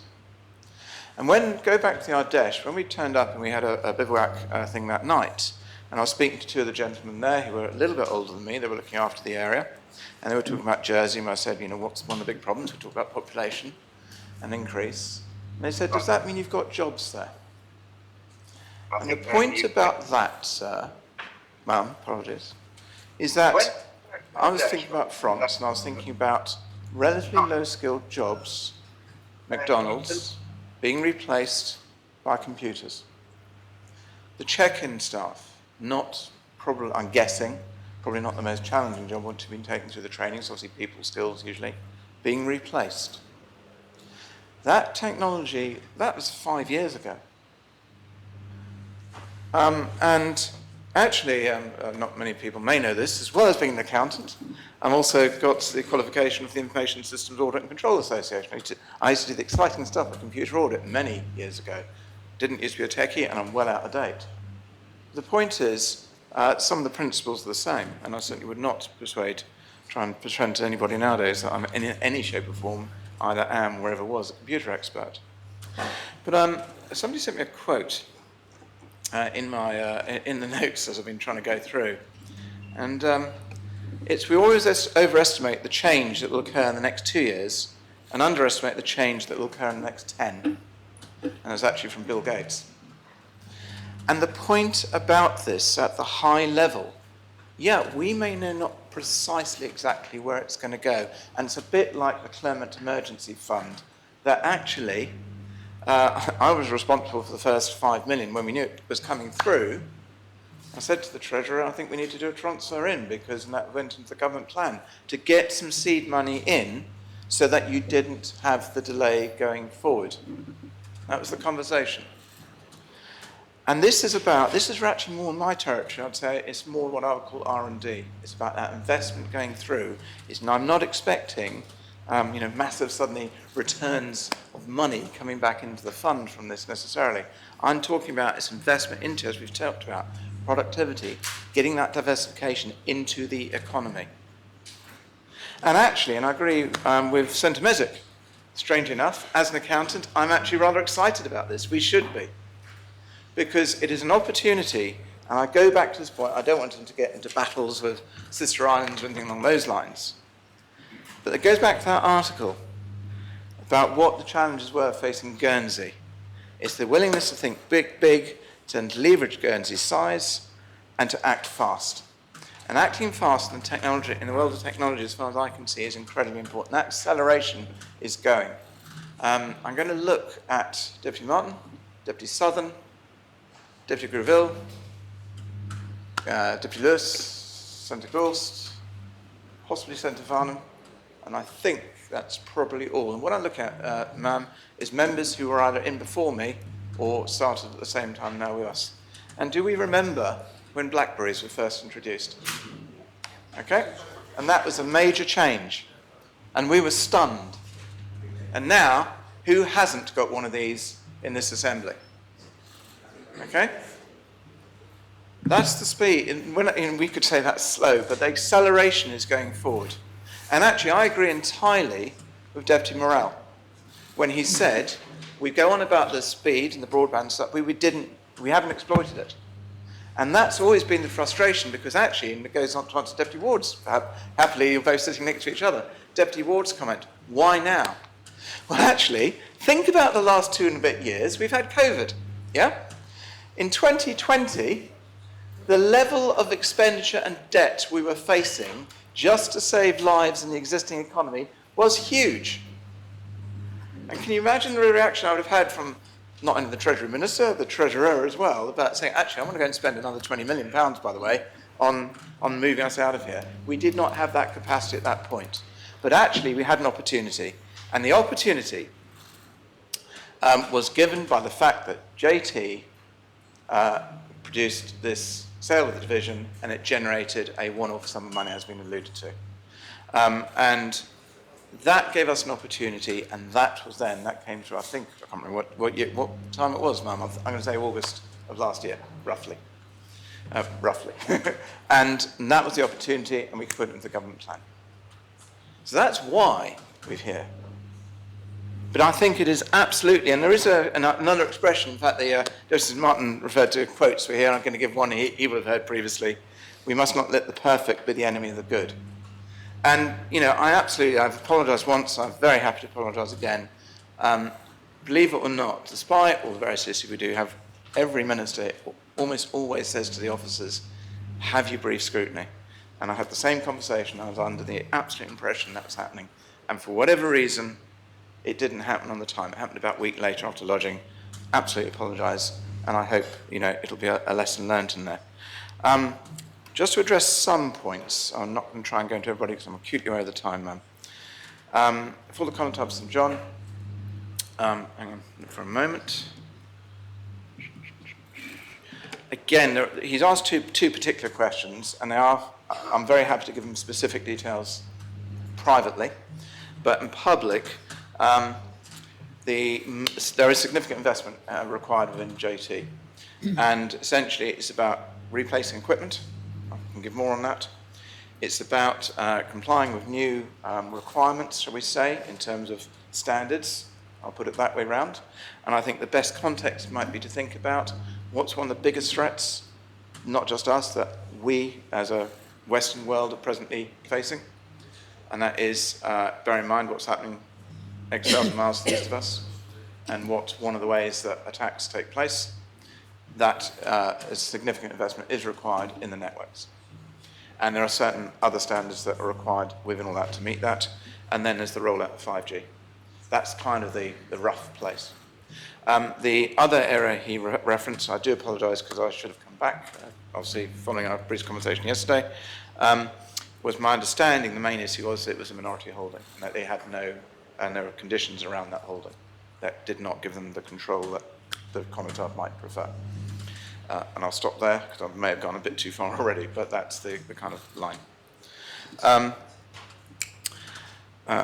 going to try and go. As I said, a lot of this has been around, we've talked about governance quite a lot. I think the Treasury Minister hopefully addressed most of those issues. Senator Mesic raised one query in relation to a expression in the report. I can't actually find it, but the comment will be, it's essentially the same, different side of the same coin. In other words, he said, I think about shutting down the work. In essence, that does mean shutting down the funding, shutting down if it's not producing the results that one is expecting. I need to go down. Connotavis and Brillards, I think talked about risk. Some of that's been there, and I think the summary position is it is that balance. It's that balance between the risk of the governance side, which part of the initial funding, which has been raised, is around getting the design right. It is about, I'll come back to the blend that I think the Connotab referred to. But then obviously, as I've alluded to already, it's the risk of not doing this. It's the risk that I think Deputy Martin referred to, of delay, of putting it into next year, and it would be next year in reality, and then what happens. And also, actually, there's a risk there of the message we send to the industry. There's been, I know there's been a lot of discussion around this. My understanding, certainly in feedback I get, is information the industry is very, very supportive of this because it gives a really strong indication of support to the industry and a clear message that we're putting that investment in, that we are serious about it. It gives certainty. Obviously, if it doesn't happen, that certainty evaporates, and there are negative consequences, if that makes sense. In terms of the blend of entrepreneurship and governance, etc., the intention, as I've understood it, apologies, ma'am, I just want to find one point, is that essentially part of the plan is to follow what used to be called NESTA, which is the National Endowment for Science, Technology and the Arts. They now call themselves the Innovation Foundation. That's the type of expertise they're going to be talking to, and that's about getting the design right. And then, I'm sorry, ma'am, I'm just trying to find another slide. It is about where we are. If members remember in some of the presentations, we had what somebody used to be called a normal distribution curve with lots of different colours on it, and essentially where we are at the moment is essentially under what they call the early majority or late majority territory, i.e. we tend to react later, and we're trying to bring people into the kind of early adapters type of territory. I am trying to find something else, but I can't find it immediately on my screen. Slightly ironic given the debate we were having. But the point being is that it isn't almost the worst people you want making decisions on this as politicians. We obviously make sure we have the right control in place. If any more funding goes in, that's a government plan territory as far as I'm concerned. And any payments going out of the fund are very much controlled, accounting officer, all that type of territory. We have to know in advance what it's going to, and there's got to be that level of control around it. But it is more in the R&D territory, productivity, all the areas that have been expressed and identified in the report. We're not looking for ultimately a straight cash return, and we are looking for that blend of expertise that has been referred to. I'm going to keep it at that level if you don't mind, because I'm acutely aware it's now 5:45 in the evening. Deputy Tadier, I'm agreeing. I almost agree with his definition. I think it was Dugard. I think it was. And actually, the whole point about flexibility and innovation, things like that, it might actually be a relevant kind of definition from more than anything else. I think we've covered the issues Deputy Southern raised about delay. I just wonder if there's any other point I wanted to pick out. I think I'm going to move, actually, given the time, is Joe to a conclusion, or try to. The point is, as we've said, we have a head start in other places. And you can either squander that head start, or apologies, Mum, I thought I'd address some of Deputy Gardner's points by making the comparisons, for example, to the Climate Emergency Fund and that kind of areas where we are. The money, the initial money, is about getting the design right and getting that head start, and no, there weren't other sources of funding that have been referenced. So, for example, SP3 could not identify the budget that was required, and indeed, as I've said, it's about sending the message to the industry and giving them certainty as well. Now, as I've said previously, we have a head start. We can either seize that moment and send the message to the industry and do something which is really, I think, quite exciting and important and about diversification. And it's about allowing that then to go through on the process. And actually, if we look backwards, and I was one of the ones who had queries at the time around the investment. Do you remember the investment into fibre broadband? I didn't have a problem with the principle. Personally, I had a problem with the way the funding was there. But actually, it went through, and now the benefit that is giving to us is huge. Let's recognise that. And that's because the hardware of many of our states own, all sorts of entities. But this is why we know that past governments do not have the best track record in some areas, and that's why we're asking Digital Jersey to act as lead partner based on their proven ability to deliver. But while we are here considering this proposition, other towns, other cities, and islands are catching up. That 6 years, that gap is almost certainly reduced. They are investing, they are forming partnerships, and they will be seeking to match our existing advantages. And it'd be clear, if we choose to delay a decision on this, then actually we're effectively making an active choice to allow other places to catch up. As I've said, if we choose to stand still, then we actually choose to fall behind. And I will make that comment. I used it a day or so ago, Mum, because it is one of my favourite quotes, which is that point about it's better to light a candle than to curse the darkness, and that is about doing something positive and sending that message. And for me, Mum, on I think the last speech in this assembly from, I think, any politician, possibly, for me, it would be about sending a positive message and ending on a positive decision in what has been a really tough 4 years. I think at that note, let's stop there. I won't take any further questions, and let's go for the appellate. Deputy Gardner, your light is on. Yes, can I ask Chief Minister for clarification, and I apologise because it was if I missed something on in his speech. Do you give way for a point? Very well. Do you call for the appel? Yes, ma'am. The appel is called for. I invite members to return to their seats. In a moment, the greffier will add a vote. We'll open the voting, and those in the chat should vote accordingly. Vote is now open. Ask members to cast their votes. All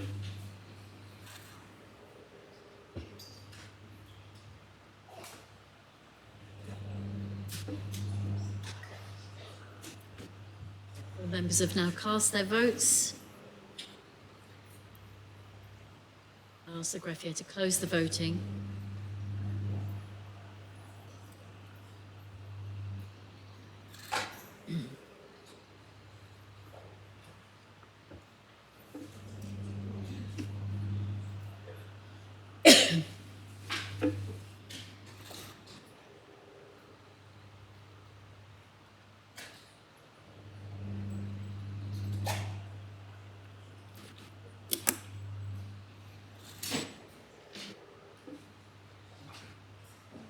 I can announce that the proposition has been adopted. There were 28 votes in favour and 12 votes contrary. Can we have both ways, please, ma'am?